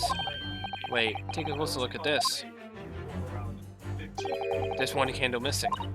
Yes, I didn't notice that before. Why is that, I wonder? Why is one candle of the 3 missing from its holder? Take that! Candlestick. Yes, to explain the dire state of the carpet, we need only look at the candlestick. Most illuminating, my dear fellow, and of course the only possible way out of this logical labyrinth. Yes, the remnants of a ferocious attack in which the carpet was devoured are clearly visible. Indeed they are! The scorch marks at the edge clearly give the truth away. Scorch marks? It would appear that this room was the scene of a little martial altercation. Miss Garadeb's mighty arm muscles left an impression not only on her husband's face, but on the entire room. The force of her strike caused a candle to fall from the holder. And in seconds, the carpet was alight, and the carpet was light, and the whole corner of the room in flames. I was talking in Holmes' voice. Yes, For the most ferocious beast in this world is neither a violent lion nor a vengeful woman, but fire. And in this room, that ferocious beast bared its claws and ran amok. Eloquently put, my dear fellow, so you see there's but one conclusion here.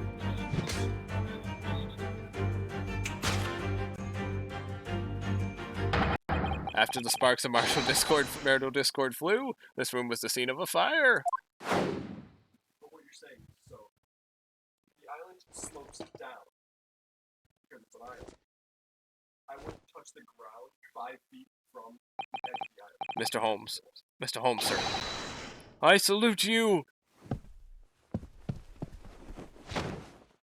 saying there's no ground.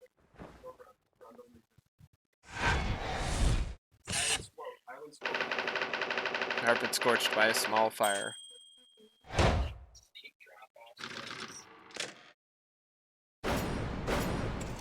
Section complete. Elementary! My dear Watson. It's these dashed long winter nights, you know. Nothing to do but read in front of the fire. Luckily, there's a jolly good second-hand bookshop just around the corner. Buy all my own novels there. In the pages of one particular novel, you discover some rather illicit material. For which your wife admonished you harshly, it seems. I don't know about admonished. Demolished might be rather close to the mark. And beast is most certainly an apt description. Ah! Here we go again. And the carpet, was that destroyed by fire when a candle fell on the floor? Afraid to say it was. Happened in the blink of an eye, you know. Whole place filled with smoke. Couldn't see a bally thing. It's caught between the old stick's rage and the raging flames. You paint a horrid picture, sure. One that would have been most entertaining. That's sympathy for you. Didn't take long for the fire to spread, of course. All the furniture started going up as well. Had to hide the mess behind that screen for the time being. Over here, Mr. Garadeb? Well, you have nothing more to hide now, if you'll allow me. I'm starting to mix their voices.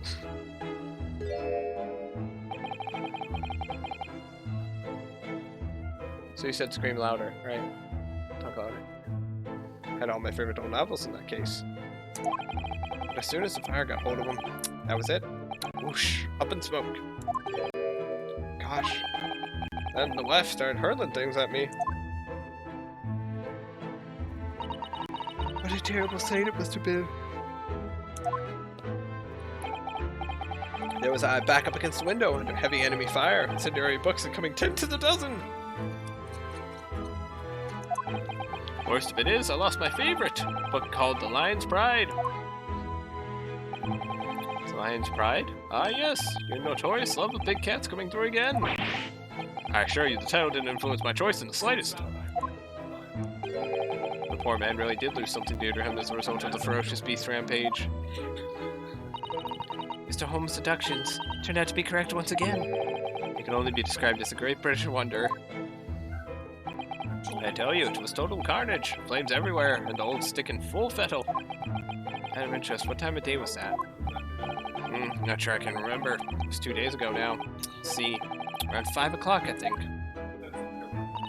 So at exactly the same time as a terrifying incident was unfolding outside your window on the street below.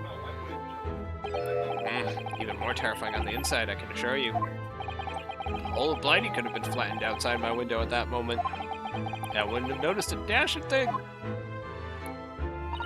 Oh, really?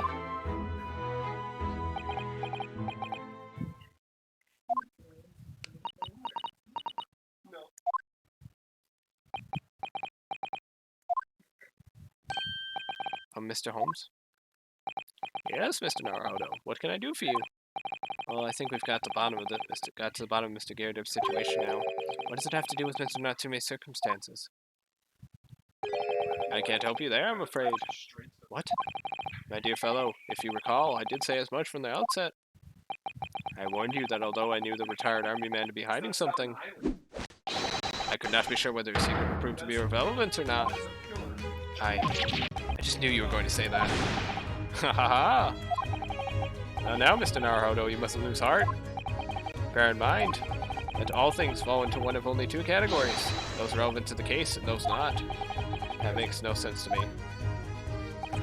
Well, no matter. It is of far greater importance that you make up your mind now. Sorry? Visiting hours at the prison will soon be over. Oh no, is it that time already? If we're to accept Mr. Natsume's case, we have official paperwork to attend to. So that's it. No more time to think. Perhaps you'd like to betake yourselves to bidding us farewell now. I must prepare supper for Mr. Garadeb. Oh yes, I'm so sorry. So the pillar has been removed. Thank you both very much for your time. Saseki-san will be waiting for us, and I'm going to have to give him an answer. Is a boat in an island to you?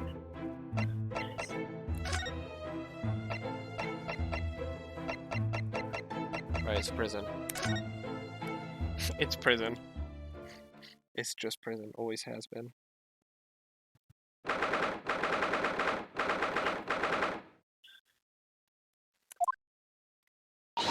It's time, Mr. Naruhodo. We must hurry back to the prison. Yes, I know. Let's hail care. Oh. What's the matter? Looks like something's going on over there in front of Garadeb's house.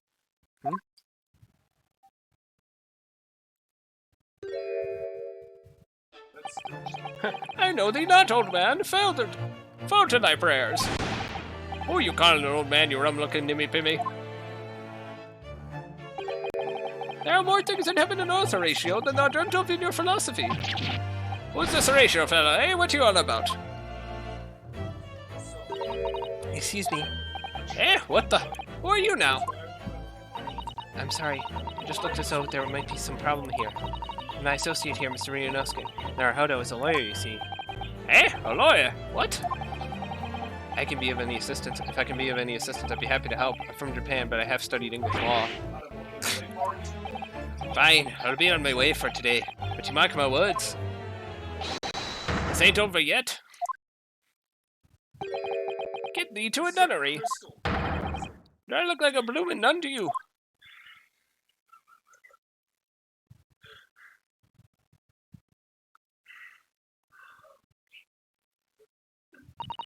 I do hope you're not injured.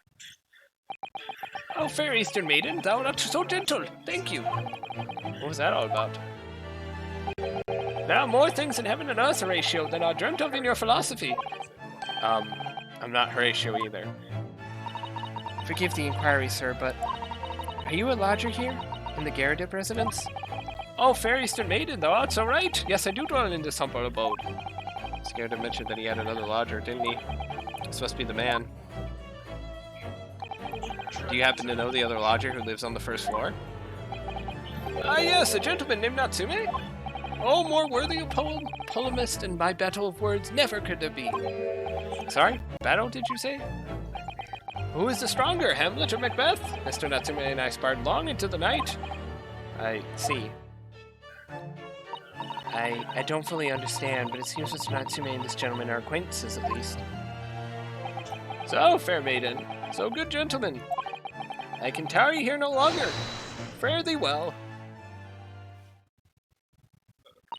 I didn't really understand him, but I think he's returned to his room. Seems he's unaware of what's happened to Mr. Natsume, so he can't really help us. So Seki-san and that man as lodgers. The Garadeb house is certainly full of eccentrics. Anyway, I'll go and find a carriage. Yes, I'm sure Mr. Natsume is eagerly awaiting our return. Let's hope we can get to the prison before visiting hours are over.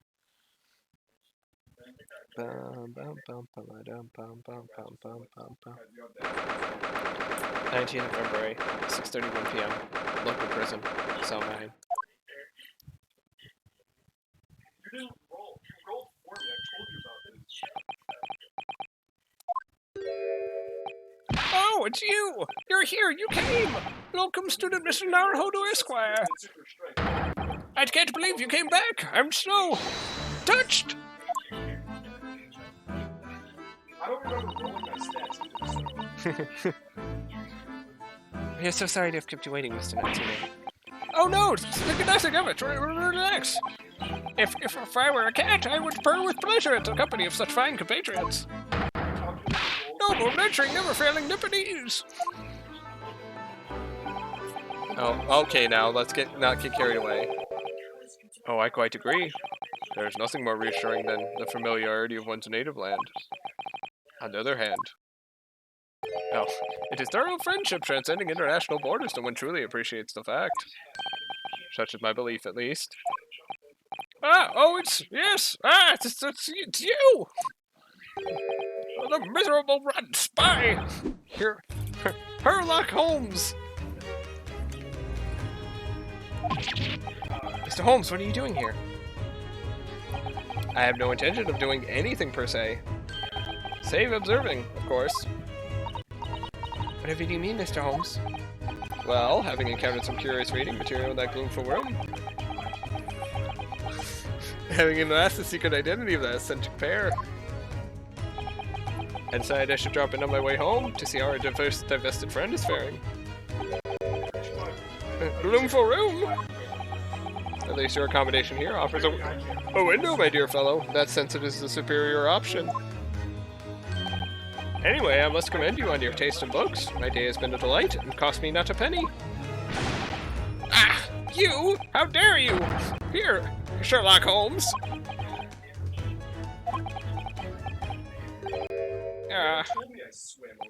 I've had it.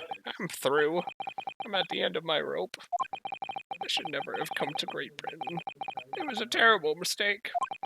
Haunted by spirits in those accursed lodgings. No doubt my luck will be cursed in tomorrow's trial as well. My whole life is bedamned!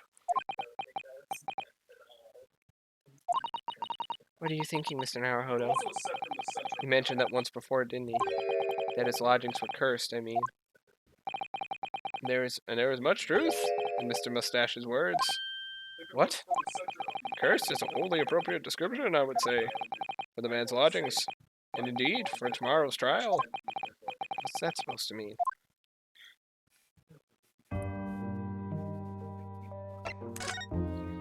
First trial. So Natsume, what did you mean by what you said just now? About the trial tomorrow being cursed? Oh no! Why are you looking so grave? You're making me nervous. I was just getting carried away, that's all. I didn't mean anything by it. Oh, I see. That's really agitated him. You don't mean the trial really is cursed somehow?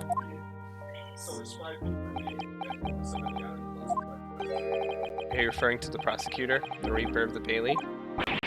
The Reaper? Oh no! What do you mean? Please, tell me! Summarize it succinctly in 16 salient words! No defendant has ever survived a trial in which the Reaper stands for the prosecution. Ever. Oh, that's it? Oh, fuck then! I'm royally boned, aren't I? What?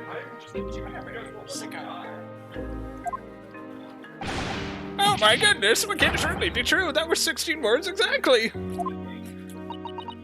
Yesterday, Mr. Naruhodo successfully defended someone against the Reaper. But then, after the trial was over...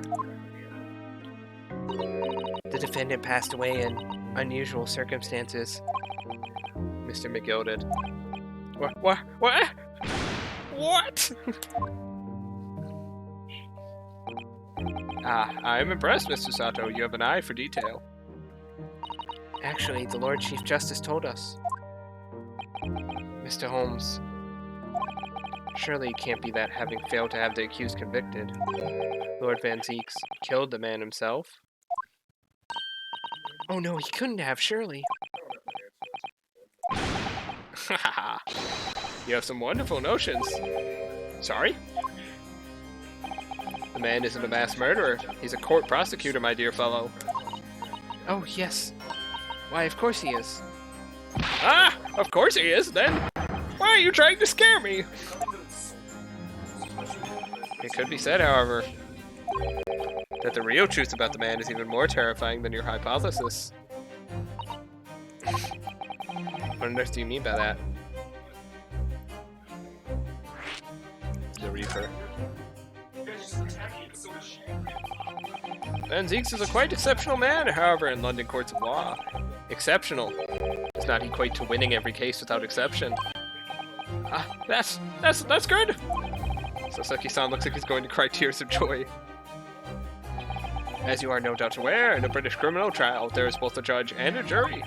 The judge officiates business based on the letter of the law, whilst the jury offers public opinion and common sense. It is an excellent system whereby the defendant's guilt is considered from several points of view. However, public opinion in particular is somewhat easily manipulated. Right. Criminals, and corrupt lawyers for that matter, can use it to their advantage. By any means at their disposal, contriving evidence, calling imposters as witnesses, and so on. By such underhanded means, those who would want to are able to sway the jury, which means that even in the light of irrefutable evidence, the prosecution can fail. But it means the wrong verdict can be passed. And sadly, it's from time to time, my dear madame. It is simply the reality of the situation. That's alright. However, those indicted by Lord Van Zeeks cannot escape justice. Their fate is sealed. Oh my.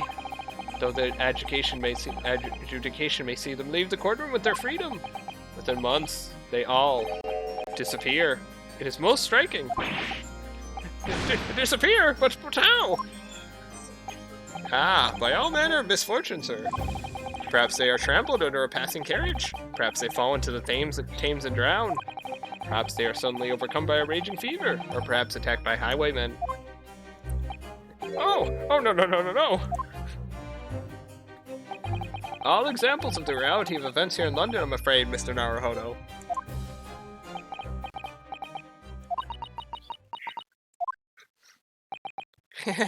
I knew it! I'm a dead dodo, done for, doomed!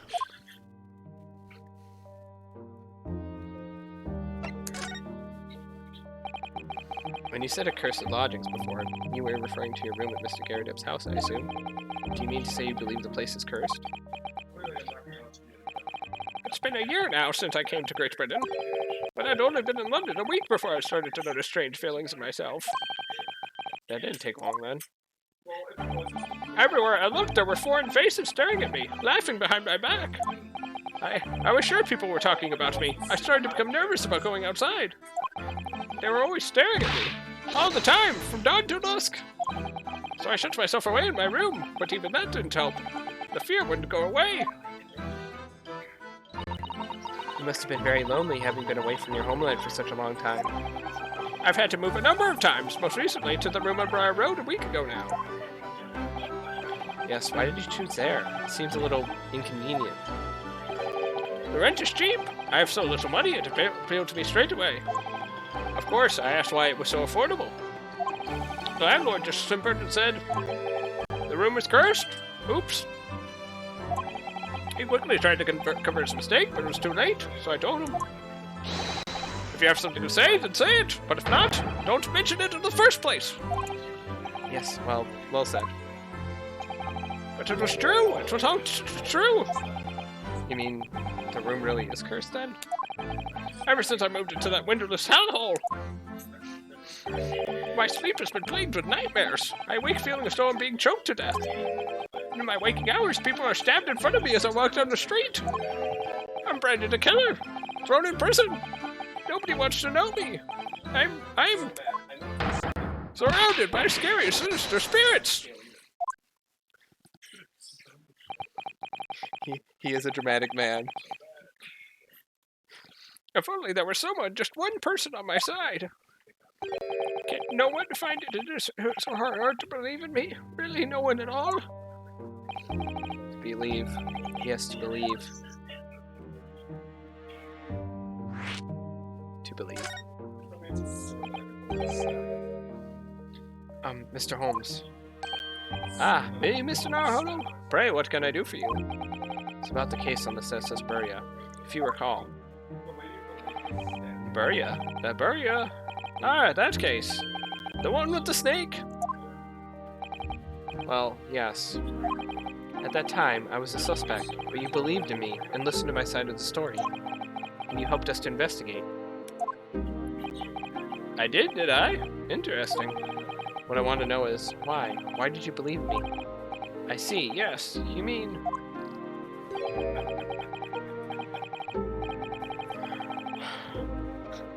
It was because you reminded me of a monkey. Because we're a grimly dressed, shady Eastern fellow found with the victim in a locked room? Well, if you like, yes. I'm a little surprised that the answer requires explanation, my dear fellow. It's quite simple, really. You said, I didn't do it. But I could have been lying. Surely you must have had your doubts. You must have suspected me a little. I think perhaps you have misunderstood. I neither recall believing in you, nor in that which you were telling me. What? You see, the only things I believe in are those I choose to believe in. What? What do you mean, Mr. Holmes? I make up my own mind about what is to be believed and what's not. If I should like to believe in something, I do. The circumstances can hang as far as I'm concerned. But I could have betrayed your trust. I could have been the murderer. Like the last time. Haha. In that case, I should have made an elementary error of judgment. Nothing more. Betrayal of trust is an overused excuse, in my opinion. Meaning? Whether or not one should trust another is, in the final analysis, down to oneself. It is a matter of whether or not one can trust oneself. Yes, he's right! He's right! Welcome, student Mr. Naruhodo, Esquire. Whether or not I can believe myself. Defense lawyer is only as good as his faith in his client. And that comes down to how much faith he has in himself. He's dead, though! You know what, you're right, that's just... Huh?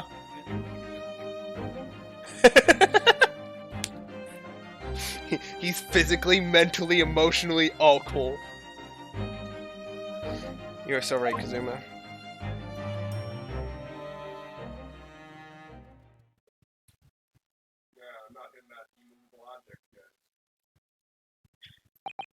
Well, my dear fellows, it is time we were leaving, I believe. Already? Visiting hours are over. The guard will be here shortly to escort us out.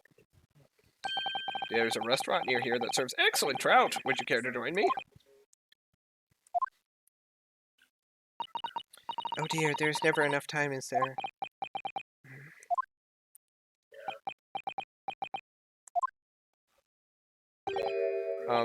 Mr. Natsume, if you'd like, in the trial tomorrow, I'd be happy to represent you. Hey, welcome, student Mr. Naruhodo, Esquire. As I said, I only experienced the British courtroom for the first time yesterday. And although the man I was representing was found not guilty, I lost sight of something crucial. Something crucial? What to believe in. The defendant, justice, or the truth. How to believe, even. But I think I finally worked it out. I decided I must believe in myself above all else, to trust my instincts. Yes, Mr. Naruhodo. and my instincts are telling me that you, Mr. Natsume, are innocent of this crime. It's imperative that we prove that in court. Welcome, student Mr. Naruhodo Esquire. I will fight for your innocence until the bitter end, with every weapon available to me. So I hope you'll permit me to represent you tomorrow. As I said when we first met, I'd like to entrust my fate to someone who would listen to me in my native tongue. Of course, Mr. Natsume. It would be fair to say, Mr. Naruhodo, that your mind was in many ways made up from the outset. Merely needed the events of today to fully realize it. Yes, I think you're right about that. It's been a roundabout journey, but I got there in the end.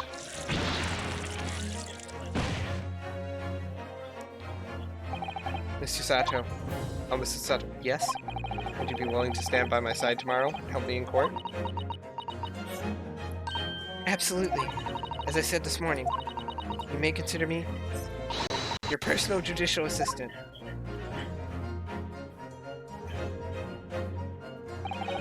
Shocking events of yesterday's trial still weigh heavily on my mind, but it's time to stop looking backwards. Kazuma believed in me, and Mr. Holmes believes in me now too. So it's time that I learn to believe in myself. Saseki-san has no one. He's all alone. So it's my job to help him, to fight his corner. Tomorrow, in the courtroom. It's all the strength I can muster.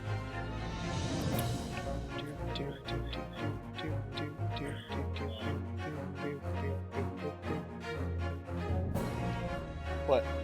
Now it's time for the trial. The really fun part.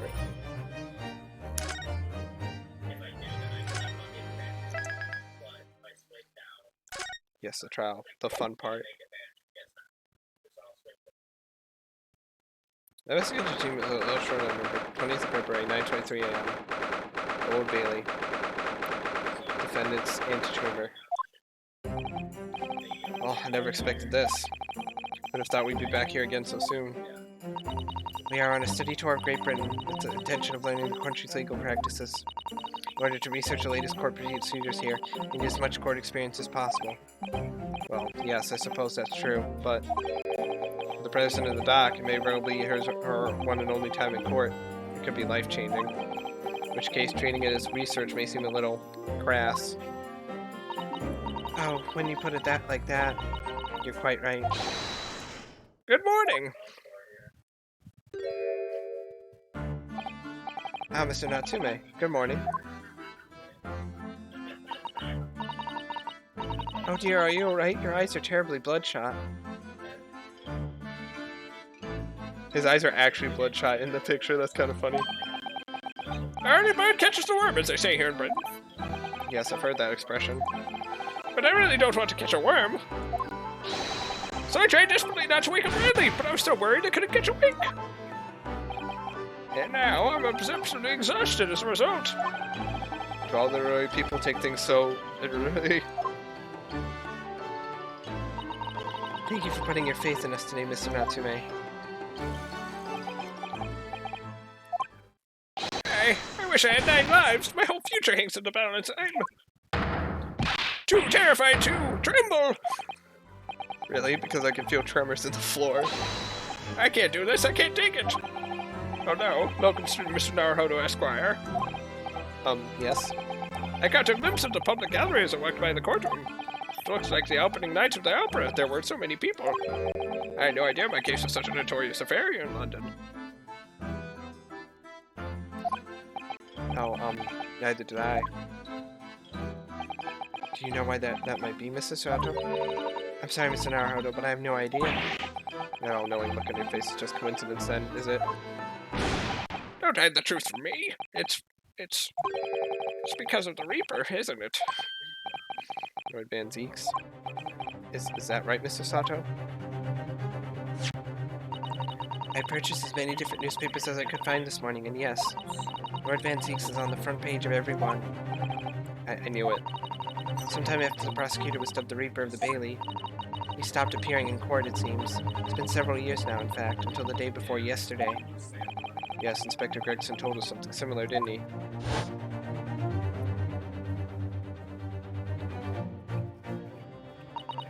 trial 2 days ago marked Lord Van Zeek's return to the courtroom after a very long hiatus. Trial Magnus began. Oh, what a hairy experience that was. I believe that appearance made even greater waves here in the capital than today's. We would have realized, of course, having only just arrived in the country. Why is the Reaper back in the Bailey so soon for what appears to be a mundane murder? That's the question the papers are asking, and they all are all speculating various answers. Mundane? It's the most significant song of the century to some of us. Oh dear, I meant no offense, Mr. Natsume, but that is how the papers are describing it. Well, lest we also forget the fact that it could spark an international incident. Obviously, the reappearance of the infamous prosecutor has caught people's attention. There's another blatant similarity with the trial of 2 days ago. Yes, I agree. Locum student Mr. Naruhodo Esquire. It's you! Me? Well, I suppose that's true. Most times it is you who stands against this legendary prosecutor. It can only mean that you're friends with the Reaper. Please, I don't rub shoulders with Deathbringers. Afraid that there's really only one other explanation. Oh, but it can only be another example, Mr. Naruhodo, of your uncommon bad luck. Thanks for that. Oh, this is just my luck. Why must I be represented by a man with such frail fortune? But at least lucky Laura alive. Well, let's not forget. It was you, Mr. Natsume, who asked me to represent you. Yes, it's true that I'm just a student new to London with little in the way of experience or skills, or luck. But I promise you this. I will fight your corner until the bitter end, and I will believe in you, Mr. Natsume. Oh, but never let the locum student, Mr. Naruhodo Esquire. You're not alone here with us, Mr. Natsume. Whatever happens, we will always be on your side. Oh, but never let a non-locum assistant, Miss Mikotoba Esquires. He just adds more to words. I am in your debt forever. I shall never forget this great kindness for as long as I live. Mr. Natsume, counsel for the defense. The court session is about to begin. Kindly make your way into the courtroom at once. Alright then, Mr. Natsume, it's time. Let's go. Yes! Yes. This is it. My second appearance in a British courtroom. And my second trial against the Reaper. I hope you're watching out for me, Kazuma. Because this time, I won't let my faith waver. I'll believe in my client to the last. Just like you believed in me. I believe I can do this now. I'm ready for this fight. Yay. You ready for this? You thought the last guy was crooked? 10 a.m. The Old Bailey, courtroom.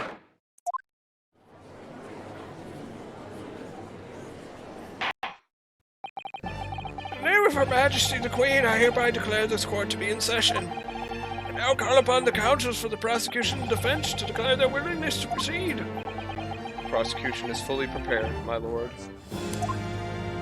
The defense is ready, my lord. The Nipponese are a truly fascinating breed. Sorry, what? Lord Strongheart has told me all about you. That you are a student who arrived in London but 2 days ago. A mere amateur. Do you have a point?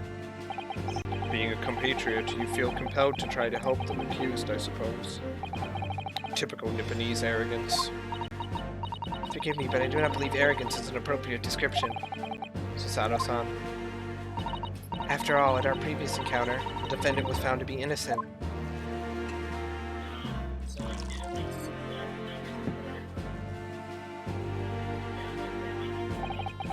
Very true, and a most fascinating, if dark, trial it was too. The tragic conclusion came later, of course. Here's to the acquitted, and his unfortunate violent end.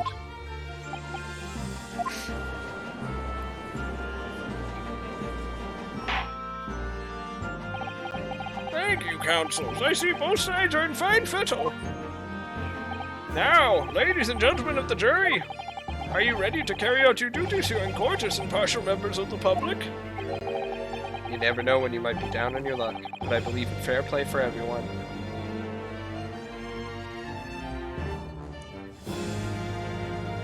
What? Oh, he's a jury member.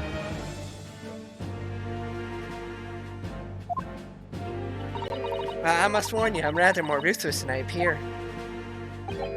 Oh well, not me. What you see is what you get. I'm a peace-loving fellow.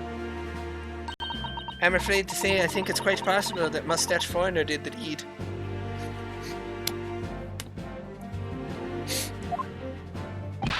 Come on, what are we waiting for? No doubt he did it anyway.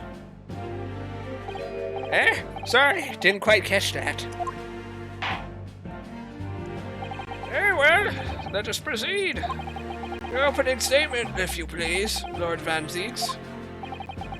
Very recently, Great Britain signed an alliance with a rising power in the Far East. The accused in the dock today is a student from that same land, a certain Mr. Soseki Natsume.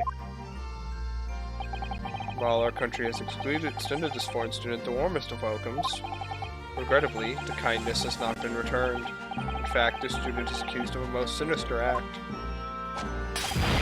Of plunging a knife into the back of an innocent woman who was doing nothing but walking down the street. A knife crime, I tell you from experience, those are the worst. Bloody oath they are. Just look at that shallow expression and short stature. He's one of those dreadful Japanese. Come on, let's get this over with me now, everyone. 1, 2, 3. Sorry, didn't quite catch that. Pray, forgive the discourtesy of smashing my hallowed chalice here in this great chamber. I have 50 more. Pulls out a giant box and just slams it on the table. Allow me to call the first witness to the stand. Very well. Bailiff, lead the inspector in, please.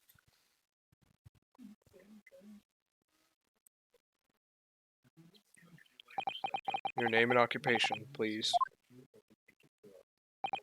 Yes, sir. Tobias Gregson, Detective Inspector at Scotland Yard. Will you please summarize the events of the case for the court, Inspector? The victim is thought to be a young woman in her late 20s by the name of Olive Green. I beg your pardon, Inspector? Thought to be. Yes, having been stabbed in the back by her attacker's knife, the victim fell unconscious. That was 3 days ago now, and she's been comatose ever since.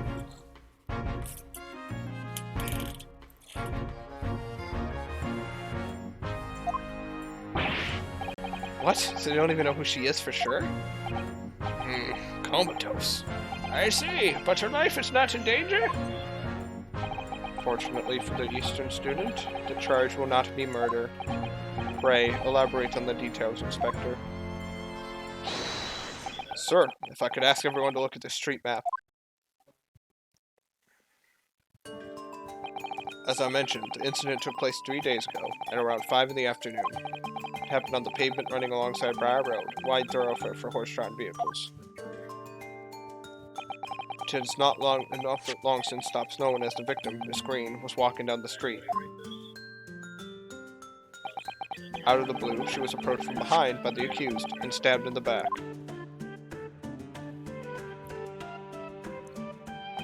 Luckily, the young lady's life was spared, and she's currently being treated in one of the city's hospitals. But being unconscious as she is, we've been unable to take a statement from her, of course. This is the case file with everything we know about the victim so far.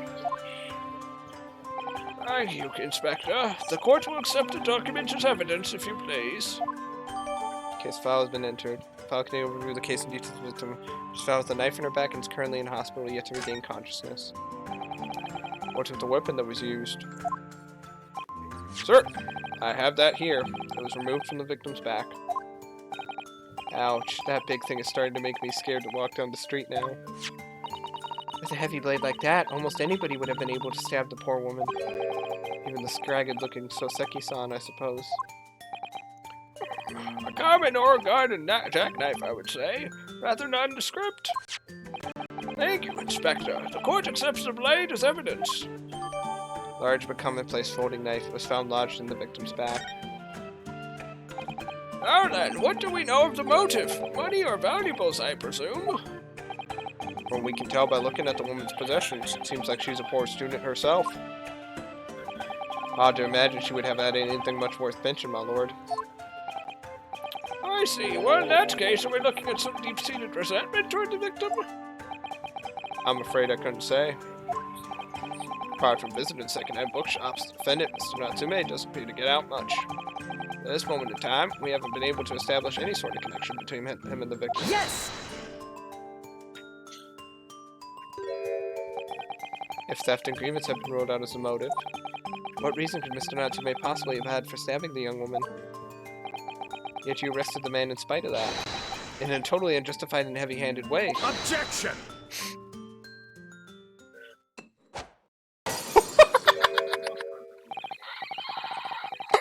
I forgot he did that.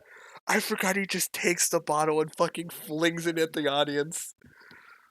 Pray forgive the discourtesy of flinging a freshly uncorked bottle into the public gallery.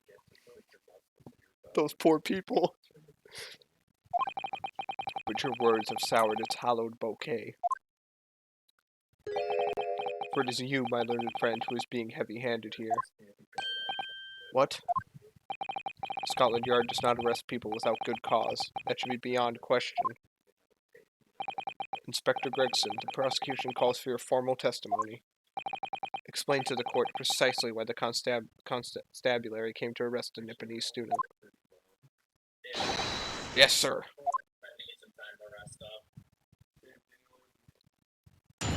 Witness testimony. Mr. Natsume's arrest. As I said, it was 5 o'clock in the afternoon when the incident occurred. There was an unusually light fog. Visibility was reasonably good. There was no one else about but the victim and the accused. Out of the blue, the victim was stabbed from behind, and subsequently collapsed on the pavement. The accused ran off, scattering his belongings all over the floor. Those being a number of old books he just bought. He was on his way home from a bookshop, it seems. It's just a matter of working out who the books belonged to. We found the bloke to arrest him. Old books, you say? Yes, my lord. I have a photograph here of the scene of the crime taken immediately after the incident. Ah, yes, I can clearly see the books with which you are referring. I will take that photographic print as evidence, please, Inspector. Photograph scene taken by the police and just as the incident occurred. A large knife can be seen thrust into the victim's back. You Nipponese are a spineless breed, too cowardly to admit defeat, denying everything despite overwhelming evidence to the contrary. Well, Forgive me, Lord Van Zeeks, but the defendant is not denying everything, as you put it. What are you doing, Mr. Sato? You go on! Miss Natsume has admitted to playing some part in the incident. Isn't that right, Mr. Naruhodo? Well, now you mention it. When we visited him in the prison yesterday, he did tell us what had all happened. As I was walking along that accursed pavement, I could make out the sole silhouette of another enemy. A woman wearing a green overcoat she was, and just as I went to overtake her, she suddenly let out a little scream and collapsed onto the cold, hard slabs of stone at my feet. I was terrified. I had to get away from there. So I ran as fast as my legs would carry me back to my accursed lodgings.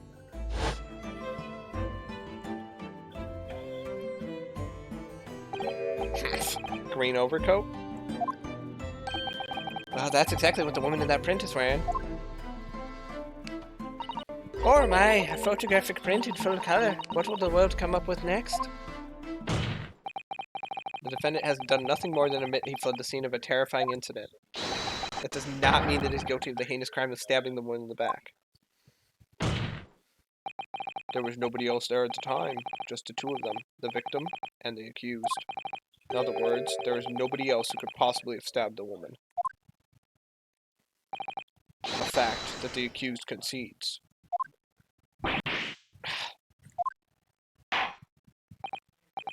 It seems this cross-examination could prove to be pivotal, counsel. Proceed, please. Yes, my lord. Nothing for it. I have to use this cross-examination to turn the tables here. It's our only chance. Examination. Smith West. Hold it! A light fog, you say?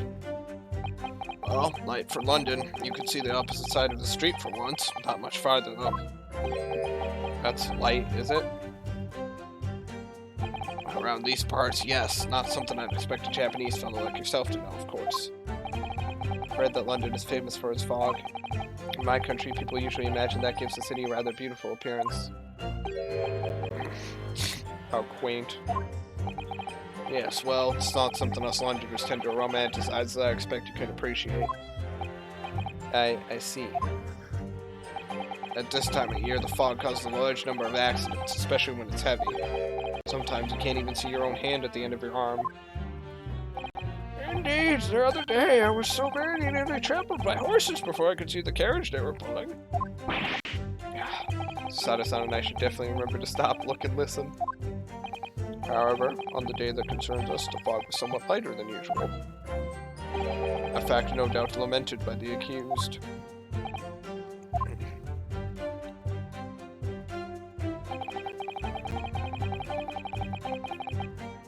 Hold it! Are you able to state that with any certainty? Quite simply, my learned friend, because that is what the witnesses to this crime have told us.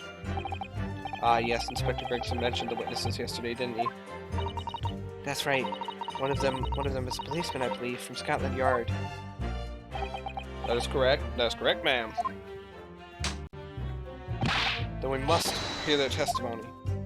The prosecution will, of course, call them to the stand, should it be necessary. But wait a minute.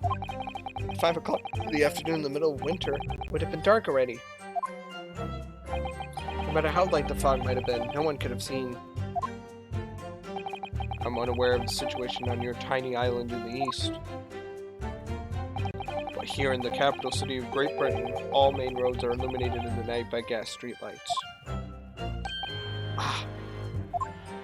The prosecution believes there would have been ample light by which to witness the crime. Right, here in London, for the first time in history, mankind has completely conquered the darkness. Which means we really need to hear those witness statements. If I could just get through the fog of this cross-examination, maybe we'll be able to. Seems the counsel for the defense is taking stock. Continue with your testimony, Inspector.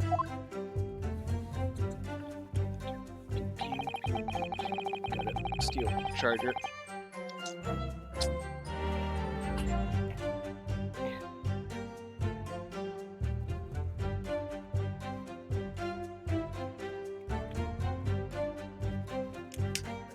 Oh, got it. Check my phone. Hold it! From behind, you say? That's right, as you can see from this print. Yes. Yes, quite so, Inspector. The handle of the weapon is clearly protruding from the victim's back. They say this poor woman, Mr. Green, remains in a critical condition. Comatose, no less. I'm afraid so, my lord, yes. She's being treated at parts. What?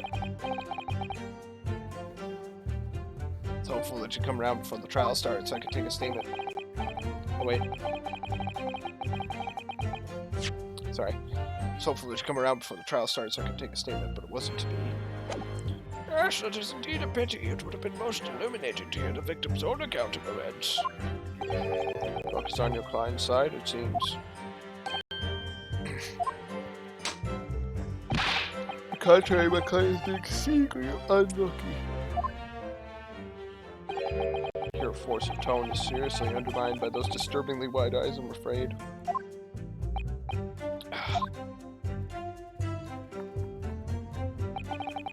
Just ran off, scattered his belongings over the floor. Hold it! Mr. Natsume's belongings? I think you'll find it's all in there in the photographic print of the crime scene. Yes. Yes, the 3 books on the floor. That's right, my lord. Second-hand books they were. Irreparably damaged after falling in the snow, of course. The accused could easily have carried all 3 books in one hand, which means his other hand would have been free to wield a knife, for example. He's very clever, isn't he? What do you mean? It's made it extremely hard for you to assert that Mr. Natsume had his hands full with his books. He's managed to close the one avenue of escape we might have had before we even knew it was there. You mean to say the defendant was holding his belongings as he thrust the knife into the woman's back? That must be what happened, my lord. Yes. Those being a number of old books he just bought. Hold it! The defendant apparently visited a second-hand bookshop on a daily basis. Yes, so I understand. A shop full of old English literature. I commend the accused on the lofty subject matter of his scholarly attention. The bloke's room was stacked floor to ceiling with those musty old books. Can you tell us more about the bookshop in question, please, Inspector? Well, if I must, I'll have to ask you to look at the street map again, I'm afraid. Closest second-hand bookshop to the accursed lodgings is this place here, Bourbon Books. Little place on the corner of Briar Road and Meerschaum Street. As it happens, the accused is currently living in lodgings on the other side of Briar Road, at the opposite end. Which means it doesn't take a genius to work out the route he would have taken home. Something like this. The map's information has been updated in the court record.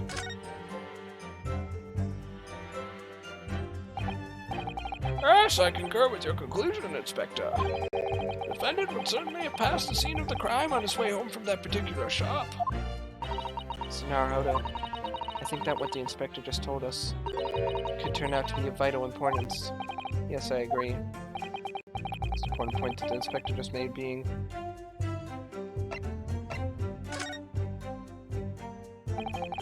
crucial detail in what you just told us, the court inspector, is the location of the bookshop. I couldn't agree more. So, where is it exactly?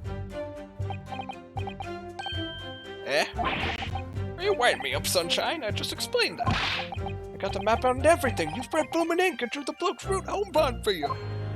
And I distinctly remember seeing you nod along, Counsel. Oh, yes, of course. I must have been so nervous I didn't think to take it in. The blunder of the day goes to you, my learned friend.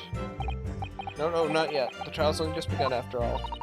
Mr. Naruhodo, I would strongly advise you to look carefully through the court record at this stage. Yes, miss, at once, miss. Sorry I made a mistake, miss. Inspector, continue with your testimony, please.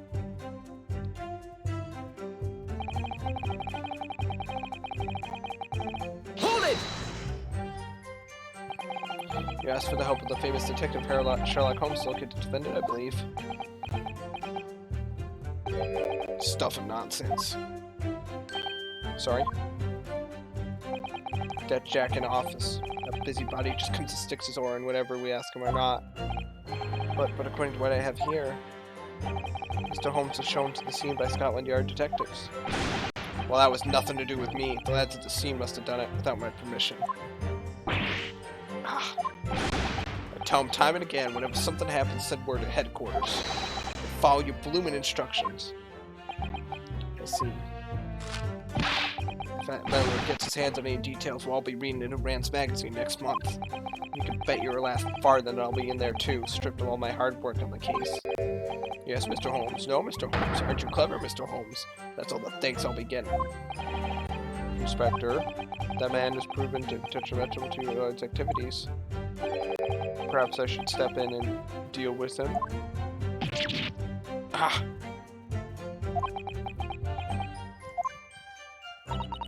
It appears Inspector Gregson is lost for words. Yes, the Reaper's words carry a lot of weight, obviously. Anyway, the point is this, that little Japanese bloke's already admitted it. Admitted that those books over the pavement at the scene were the ones he bought that day.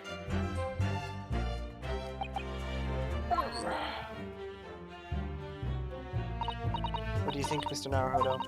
If you're unable to sway the jury during this trial examination, I'm afraid Mr. Natsume's fate will be sealed. Yes, they're sure to find him guilty, one way or another. I have to expose an undeniable inconsistency in the inspector's testimony.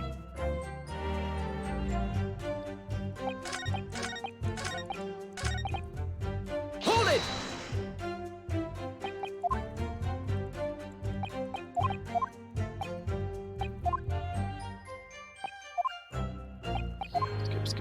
Skip.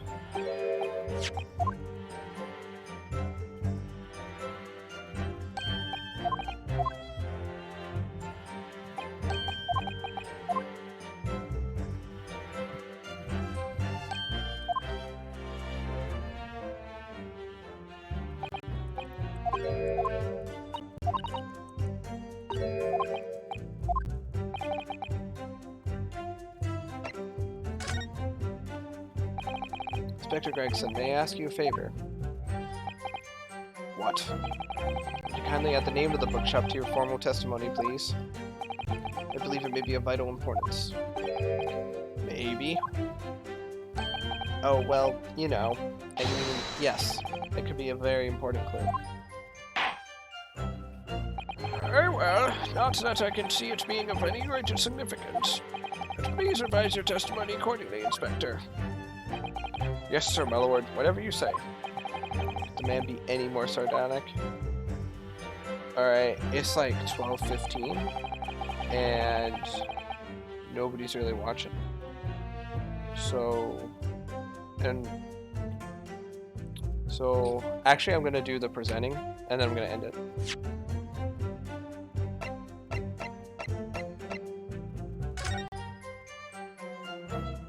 That's your books you bought from. Objection!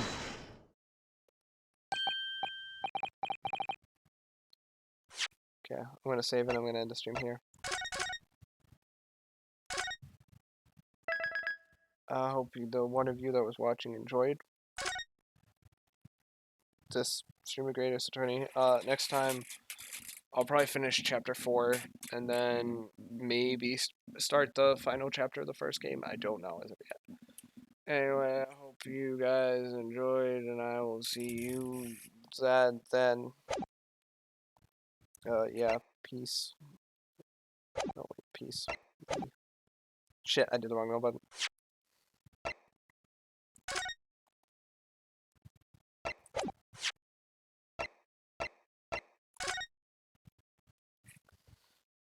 Peace.